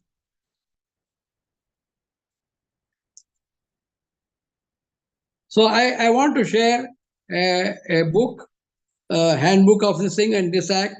That's why I requested the host of this organization to give a message with my mobile number. Please do it, madam, to all the participants of this thing. If they ask me WhatsApp, and then we will send them the books, e-books on the WHO FIP pharmaceutical care. The case studies, like 10 different case studies are there. Those things also will be given. I think I'm coming to the end of this. Can I have the next slide, please? Next slide, please. That all the home medication reviews. Yeah. Yeah. Yeah. Move on, move on. Yeah. See, attitude. We should have attitude. We should have knowledge, and then practice, and skills will automatically develop. Don't lose the heart. Somewhere we have to begin. We have to protect our patients. We have to see that our patients are safe. They will not become the victim of the product-centric market. They will be protected, and they will also help you a lot. There are a lot of things which I could not speak out. So can you please share my number and ask them if they got any questions? And also I want to share this W2FIP book and also the pharmacy practice regulations. So new edition of pharmacy practice regulations has come in 2021. That also I want to give it to you. But again, the regulations won't do anything unless we change our attitudes, unless we have the knowledge. We have to practice them, and we have to see that the patients are safe and we get a proper respect, recognition in the society, which is due to us. Thank you very much. I end here. Thank you, Dr. Nagappa, for such an elaborating talk on the responsibilities of community pharmacists and showing us the practical examples of how the students are involved in doing the community service at a whole. So I hope that our students also, or the attendees who are listening to us in the webinar, they will be involved in such activities, and in the future, India can be a topmost country in the service of community pharmacists. Thank you, Dr. Nagappa. Thank you. Moving on, I'll request our next speaker, Dr. Arun Gupta, to address the gathering. Before Sir speaks, I'll brief about Dr. Gupta. Dr. Gupta is the chairman of Hospital Pharmacy Division. He is a committed, dedicated, and devoted national pharmaceutical leader, having more than 4 decades of active contributions for the development of pharmacy profession in general and hospital pharmacy in particular. He has received the IPA Fellow in the year 1997, Eminent Pharmacist Award in the year 2017, one of the contributor in various amendments in the drug and cosmetic rules, insertions of GMP, qualification for DI, LA, and CA, etc. He has a vivid knowledge about the drug safety in patients, banning of drugs, inclusion, deletion of tests in monograph, IP, etc. He has more than 90 scientific publications in the journal. We are really fortunate to have Dr. Arun Gupta among us as a speaker. So the mic is all yours, sir. Please continue. Thank you, Dr. Somya, for giving me introduction. Good afternoon to Dr. P. Suresh, Principal of the Institute, Dr. Mahadev Bhatt, Dr. Nagappa, Dr. Atul Nasaji, President of the Association IPGA, and Dr. Arun Garg, Secretary of the IPGA, and Mr. Pankaj Bhaktar, and also all the participants. It is a great moment that we are attending this international webinar conducted by Indian Pharmacy Graduate Association on entrepreneurial concept to become Atmanirbhar pharmacist with the social recognition as a healthcare professional. First of all, I express my sincere thanks to Dr. Suresh for giving me opportunity to speak on this occasion. And I am also thankful to him for selecting a very important topic related to entrepreneurship and to become Atmanirbhar pharmacist. My previous speaker, Dr. Mahadev Bhatt and Dr. Nagappa has already elaborated many points related to it. So now I am coming direct to the entrepreneurship. You see, what do you mean by entrepreneurship? This is most important for the all coming out, passing out pharmacists. After passing D Pharm, B Pharm, M Pharm or Pharm D, we are looking for job. Our intention should not be. Our intention should be job provider, not the job seeker.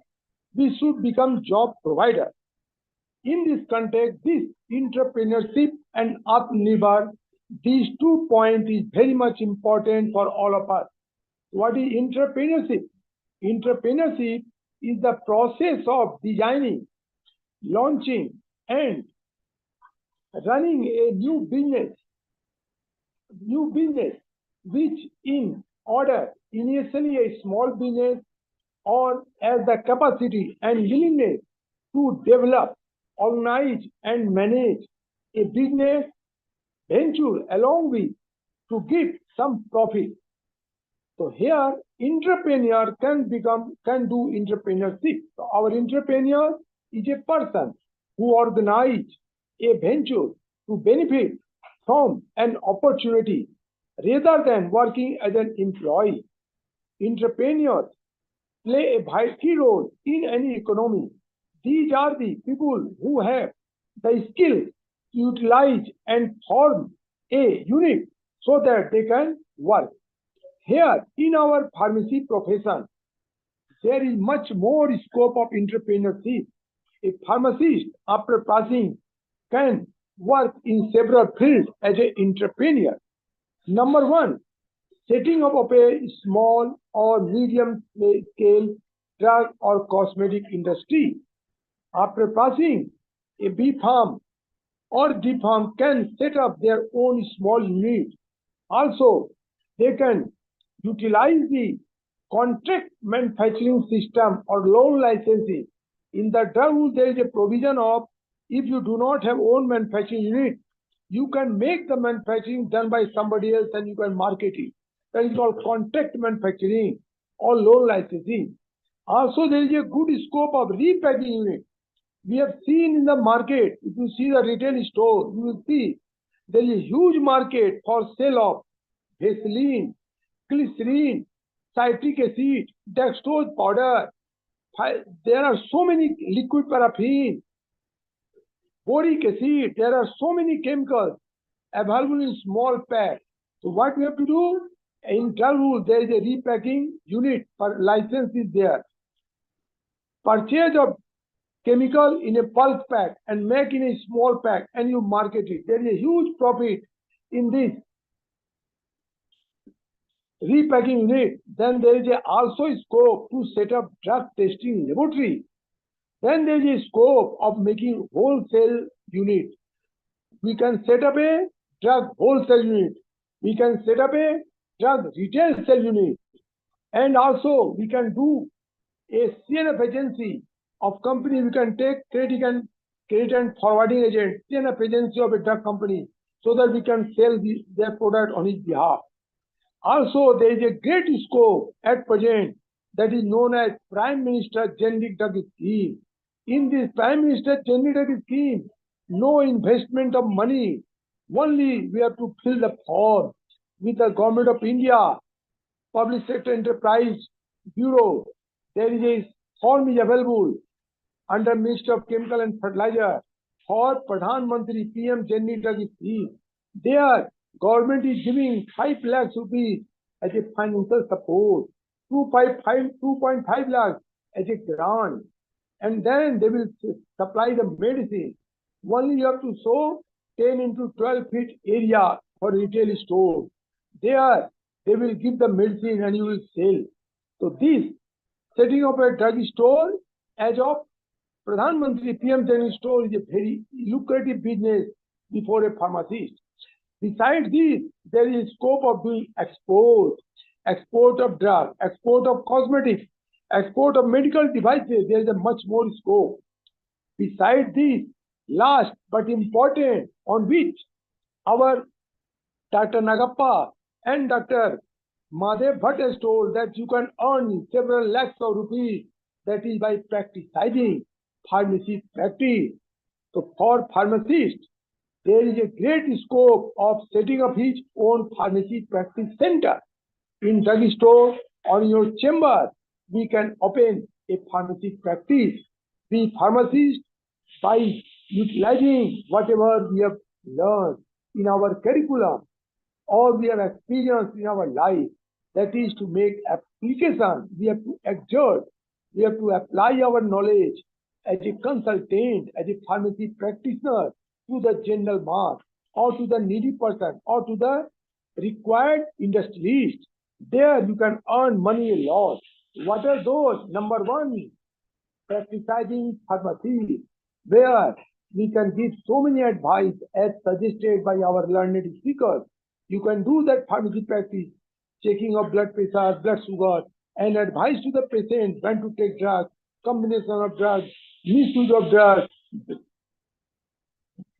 immunization schedule, placing of drugs, prevention of poisoning, like that, several things are there. Then there is scope of a pharmaceutical consultant.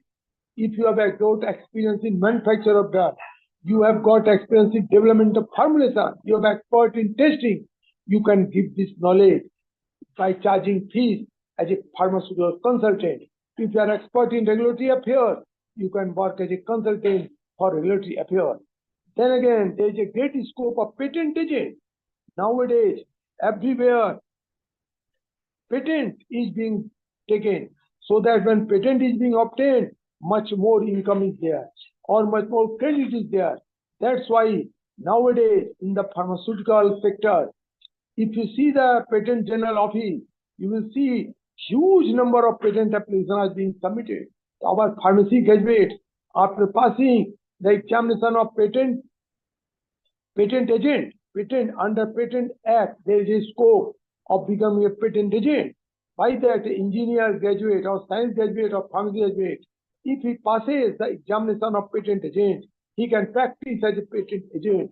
And in making application of one patent, several lakhs are being charged as a fee. The patent agent is a much more scope before a pharmacy. Similarly, there is a name of trademark. You have heard that in the market, medicines are being sold in the name of trade name: Crocin, Calpol, Ciplox, Betadine, Bicosul, Ciplox. All drugs are sold in the name of brand name. Why brand name is used? Brand name is a name given to a product. So that product is established in the market. Then easy sale will be there. For distinguishing his brand, establishing a brand name is given. But this brand name is to be registered as a trademark. If the brand name is not registered, then what will happen? If a company, suppose Crocin, a ready-made market is there, it is not registered, then somebody else will enter in the market and will take its market share. That's why it is required that it should be registered as a trademark agent, legal right, trademark registration. Then nobody can use this mark. If anybody uses, it will be infringement. He has to pay penalty. So this trademark registration is the most important thing, and nowadays is much more valuable. A company has more than 100 products. Then you see how many registration will be there. So trademark registration, it is similar to patent agent, Patent Act. In trademark and merchandise marks and rules, there is a provision of trademark agent. A B.Pharm graduate can sit in the examination and pass this trademark agent. Then he can work as a consultant for trademark agent. He can do the registration of product, registration of brand name on behalf of company, and he will charge some fees like that 10,000, 20,000 per product. And also there is a renewal of product. So renewal is a continuous process. Hence, is a trademark agent, there is a much more scope of for registration of patent, trademark, and its renewal. There is a huge scope for pharmacists to become entrepreneur. So I would like to suggest, before winding up, I would suggest our pharmacists to think for becoming an entrepreneur, to become job provider, not the job seeker. Because pharmacists, if you do these things, you will get social recognition. And you know, as Dr. Nagappa is informed, government has given you power as a Pharmacy Practice Regulation Act. Earlier, there was no provision, no support for this, though very few pharmacists are doing practices. But now a legal support is there, then why you should not come ahead? And also in the Pharmacy Act, a pharmacy Regulation Act, there is a provision of fees to be charged, consultancy fees to be charged by pharmacists. So if you do pharmacy practice in a drug store or in chamber, by doing pharmacy practice, you can charge fees. So how we can charge fees? First, we have to establish the market. We have to show our capability. That's why it is required that our pharmacist, before become an entrepreneur, first he should learn about which section you want to go. Trademark, patent, or pharmacy practice, or setting of drug industry, or setting of a packing industry, or cosmetic industry, or export, or generic drug store, or retail drug store, or wholesale, whatever. First, we should gather experience, and also getting experience, we should know the work atmosphere of that, so that we can become successful. Without knowledge, without experience, if anybody jumps, he will certainly be loser. That's why we should gain the knowledge. Second thing, we must read the journal continuously. If you read the journal, you will get the latest knowledge. Because you see, nowadays, pharmaceutical technology is being advanced day by day. In regulatory, drug rules are being changed day by day. And much more, newer drug is coming. Newer concept is coming. So if we do not read, the journal, we do not acquire the knowledge, we will be far behind. For making practice, we must know. And once again, I will suggest you to become entrepreneur, become job provider, not the job seeker. I hope I have clarified much more on the topic of this international webinar. Thank you, Dr. Suresh, for giving me opportunity to share my some expertise.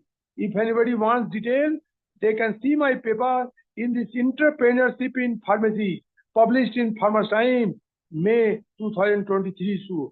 Or anybody wants, he can contact me, my email or my phone from Dr. Das, Soumya Das, they can contact me. Thank you all. Once again, thank you, Dr. Suresh, for giving me opportunity. Thank you. Thank you, Dr. Gupta, for showing us the opportunities of pharmacists in the entrepreneur sector. I hope your talk will be taken away by our delegates here, and they can also establish and they can become entrepreneur in the future. So moving to the next, we are having a discussion section. I already told in the chat box of this webinar that any participant who wants to interact, please raise your hands. So we are having Mr. Amir Sohail. Amir Sohail, please unmute yourself and you can ask a question.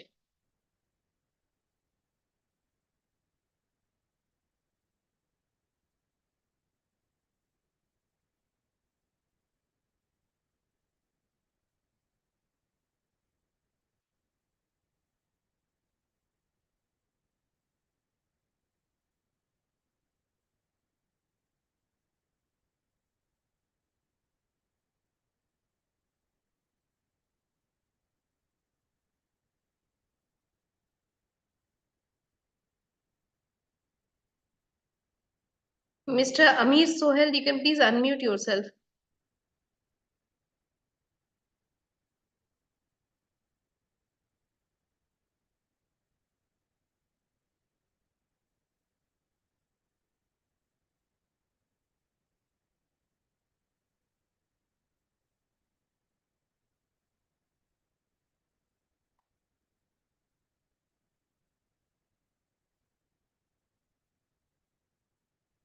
Sogata Sinha, can you please unmute?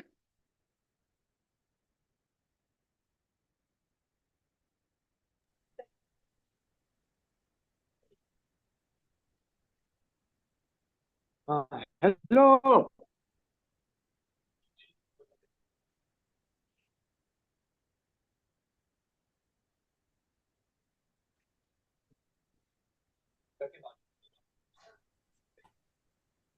Good afternoon, Dr. Nagappa, Dr. Gupta, Dr. Suresh, and the learned panelists, and Dr. Soumya. Dr. Nagappa, sir, it has been a pleasure listening to you and same with Dr. Mahadev. I'm impressed by the energies of Dr. Gupta sir, which is already, always it brings a vibrancy. I have one little point to specifically to Nagappa sir. Sir, you mentioned that the PharmD first batch came out in the year 2014, and now we are in 2024. In terms of impact, I'm sure, and these are my views, so my personal views, I hope the audience and panelists will understand. In terms of impact, Nagappa sir, the impact is not yet visible. Do you think we need to brainstorm, and I will request Dr. Suresh's attention as well on this. Where are we missing? We are missing somewhere, sir. We are missing. We are going by quantities, but somewhere we are missing. And Dr. Suresh, you have always brought, issues which are relevant. So the only submission is, I know today it is already 2 hours and it has been a marathon thing. Possibly, sir, my submission to the panelist and Suresh sir, we need to sit down maybe with other stakeholders to see where we are missing it.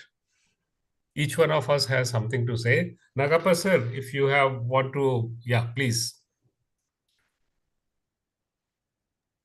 Nagappa sir, you can please unmute yourself. What has happened?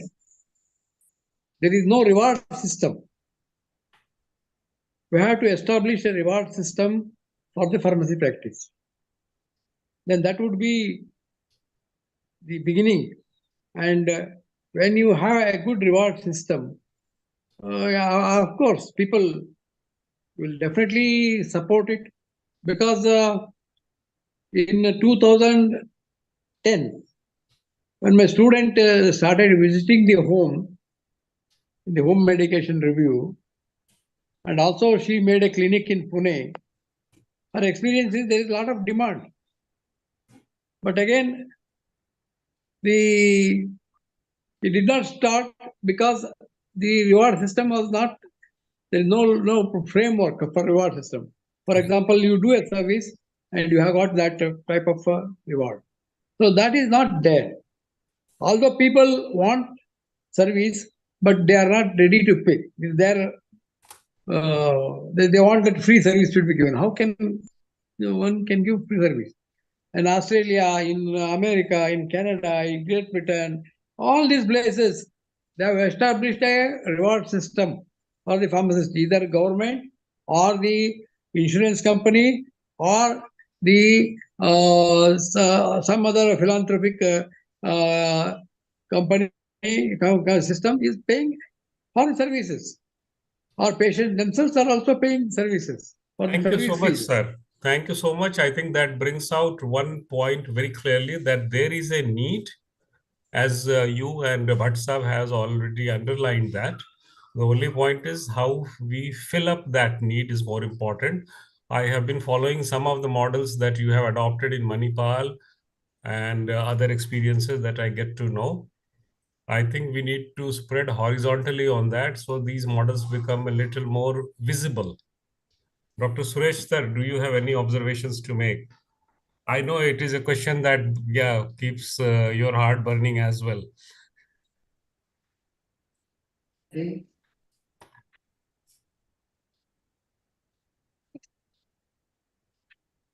You are absolutely correct, sir. Yes, sir, I can hear you. Community pharmacy in India needs critical information and needs to be given a due shape in 2 days ahead in two sense. And your observations are valid. I hope that the things will be taken care of in course of time by experts like you.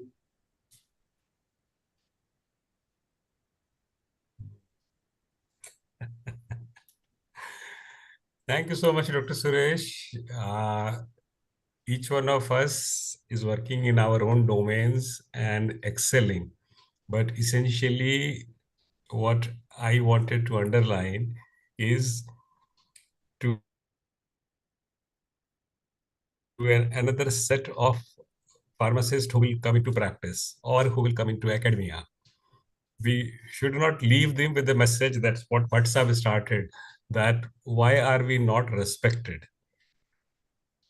I think this discussion will go much deeper, Nagappa sir. I'm sure you have several points. So for this afternoon, I think I will keep it a pause till we join again Dr. Suresh, and I am sure there are willing people to sit in. I'm sure Gupta Sahab would be able to invest some time. And Suresh sir, this is my submission to you. Keep it as a note, and whenever you are doing it, I shall make myself available, without any restriction on my time. I was excited to be with you all, especially to hear Nagappa sir, to hear Bhatt Sir, Sahab. welcome to Community you very Connect much, sir. program. Next program we'll do with you. Oh, Thank you very much, sir. Thank you very much, sir. That is the willingness that Nagappa sir exudes. I mean, fine. I think Suresh sir, that's the idea well taken. I cannot say no to Nagappa sir, and so can you not on the next event whenever we are thinking of doing it. Count me in, and I shall prepare some of my points. It doesn't have to be extempore. So I shall prepare certain points over last 25 years, what I have noted. And I will similarly request the other persons could also come up. So at least we know these are the issues we could either agree or we could disagree. And then create a roadmap where, how do we want to change? Is that okay, Nagappa sir? I will make my points. Yes. You are in my team only. Sir, I have Definitely. never been out of your team, Nagappa sir. but we have not identified you. It's our No, fault. it's not that. It's not a matter of identification. I have been in No, touch with the right people. You have volunteered. That itself is a big thing. Nice, sir. I have been in touch with the right people, and I count it a blessing because staying in touch with the right people itself is a wonderful thing. Suresh sir, nothing from my side. It's already 1:15 on my computer. So I think 2 hours and 15 minutes speaks a lot about this morning, which is now coming to afternoon. So over to you, sir. And Nagappa sir, I'm just a telephone call away. I have your numbers. I have your email IDs. We will remain in touch. Yeah. And Definitely. let's work this out. Right, sir? Right. Definitely. Thank you so much, Soumya ma'am, for facilitating that. Thank you, Dr. Pramil Tiwari, for your presence here and discussing about the opportunities, challenges of the community pharmacy as a whole in the pharmacy sector of India. We have a couple of questions here in the chat box. I'll read it out and I'll ask Dr. Nagappa to answer it, or Dr. Gupta can also come forward for this. The first question comes from Mr. Adib Hussain. He says that, will you please decipher how to overcome the hurdles in the field of clinical pharmacist?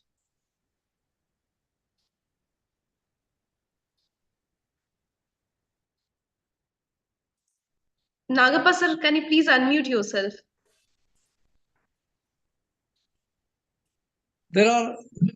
Whenever you start a new thing, you have to face no. You have to face that is the quite new thing will always have an answer called as no, but perseverance and with the intention, we have to make some headway. Definitely, the law is there, the government is there, teachers are there, and everyone has studied all these subjects. It's not that I'm only studied and I know much about this. Everybody wants to do it, but they are hesitant. What prevents them is a barrier, and we have to break that barrier and forge into it. Because I have seen many teachers follow Robert Gordon University of in the north of Great Britain. I met several teachers who are practicing. In our country also, the government of the Pharmacy Act doesn't say that you don't have to practice. They say that you start practice. But however, they can't open a medical shop. That's a different issue. But practicing, yes, we can do the practice. So how to do it again. Start from the home only. Start from your own home. Start from your own family members. Start giving them. Gradually, you go on picking up the things, and you are going to be understanding the problems. Unless you do the mindset that I will do the practice. In any case, I will do the practice, because everyone is having a lot of knowledge. Everyone is having every knowledge, but they don't have confidence that I can work on patient. Here, what is the risk? No risk is there, because you are only advisory. Whatever you are going to advise is not going to cause a big harm. Like doctors have and nurses have got direct risks. If they fail in their procedure or they fail in their judgment, they are going to face. What you have to do? You have to work on a prescription which is already written by a doctor, and you have to improve it upon, isn't it? So that type of thing we have to overcome it. Sorry, we are not doing it. Somehow we have to overcome it. Thank you, Dr. Nagappa.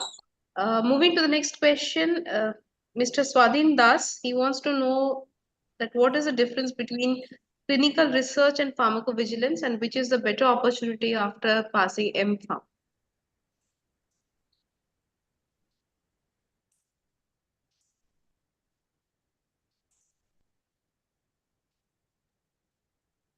I repeat the question. Which is the best opportunity after passing MPharm in between clinical research and pharmacovigilance? Dr. Suresh, Can I answer? do you mind me responding? No issue, sir. Please, you can. Suresh, sir, with your permission, fine. Young man in the audience, it's a bright question to you. My answer straight is a better option is pharmacovigilance to start with. I can certainly understand over 5 years of time, whoever starts in pharmacovigilance today, over 5 years of time, you would be very much empowered to move into clinical research, as you said. So first option is pharmacovigilance. And if you wish to change after a certain period of time, clinical research is the next option. Thank you so much. Thank you, Dr. Tiwari, for answering the question in a very brief and a sweet manner. So here comes to the end of the discussion section. May I now request Mr. Pankaj Bector, sir, to please propose the vote of thanks.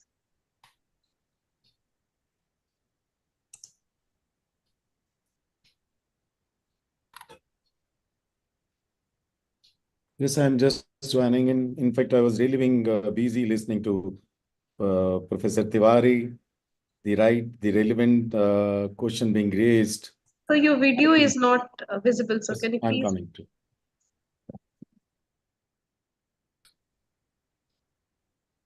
Good evening, everybody. It's really an honor to be a part of such a long and such a fruitful discussion. And thanks to Dr. Suresh and Soumya to involve me and IHP as such. And it's really been such a enriching experience.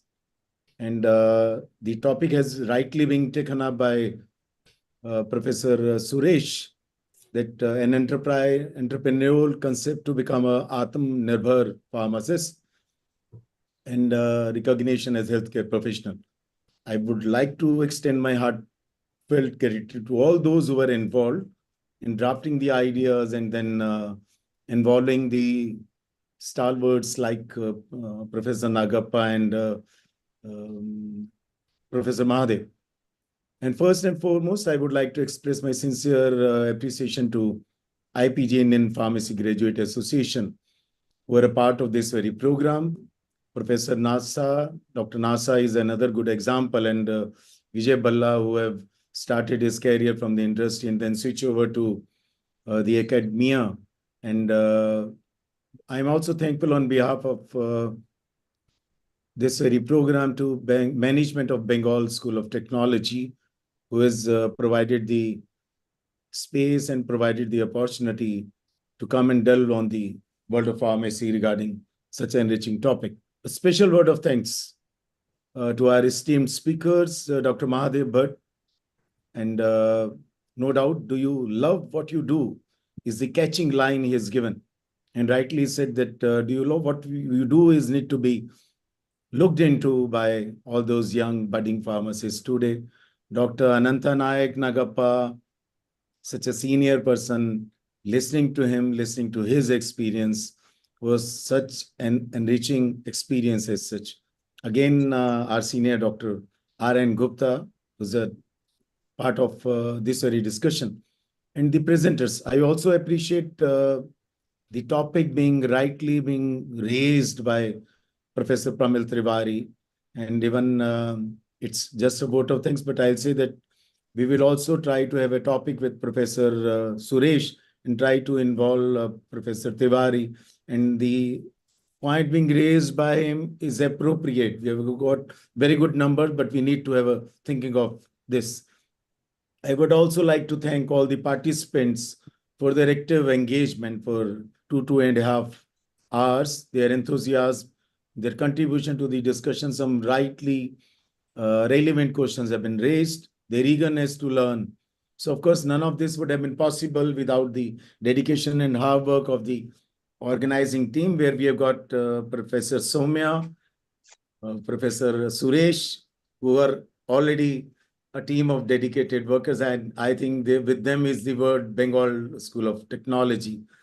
And the other organizing staff, the volunteers who are behind the scenes and who work tirelessly to ensure the smooth running of this event. Your commitment and attention to these details have been instrumental in making. I know I've been involved. I've been informed yesterday, day before yesterday, and today morning also regarding the link and to be a part of this very discussion. Last but not the least, my gratitude to our sponsors, IPG and any other sponsors who have supported this very talk and discussion, and their generous support.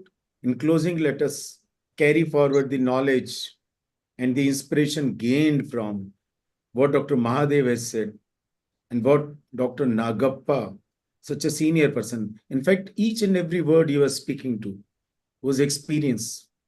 One should listen to these stalwarts, and this is such a enriching. And on behalf of again, Indian Hospital Pharmacists Association, on behalf of Bengal School of Technology, on behalf of the program organizers, I'm thankful to all. I'm thankful to Professor Suresh and Dr. Soumya again for giving me this very opportunity to be part of this very program. Thank you. Thanks a lot. Thank you. Thank you, Dr. Mahadev, sir, Dr. Ananta Nayak Nagappa, sir, Dr. R.N. Gupta, sir, and finally, Mr. Pankaj Bector, sir, and Dr. Pramil Tiwari to join us and being among the panelists here.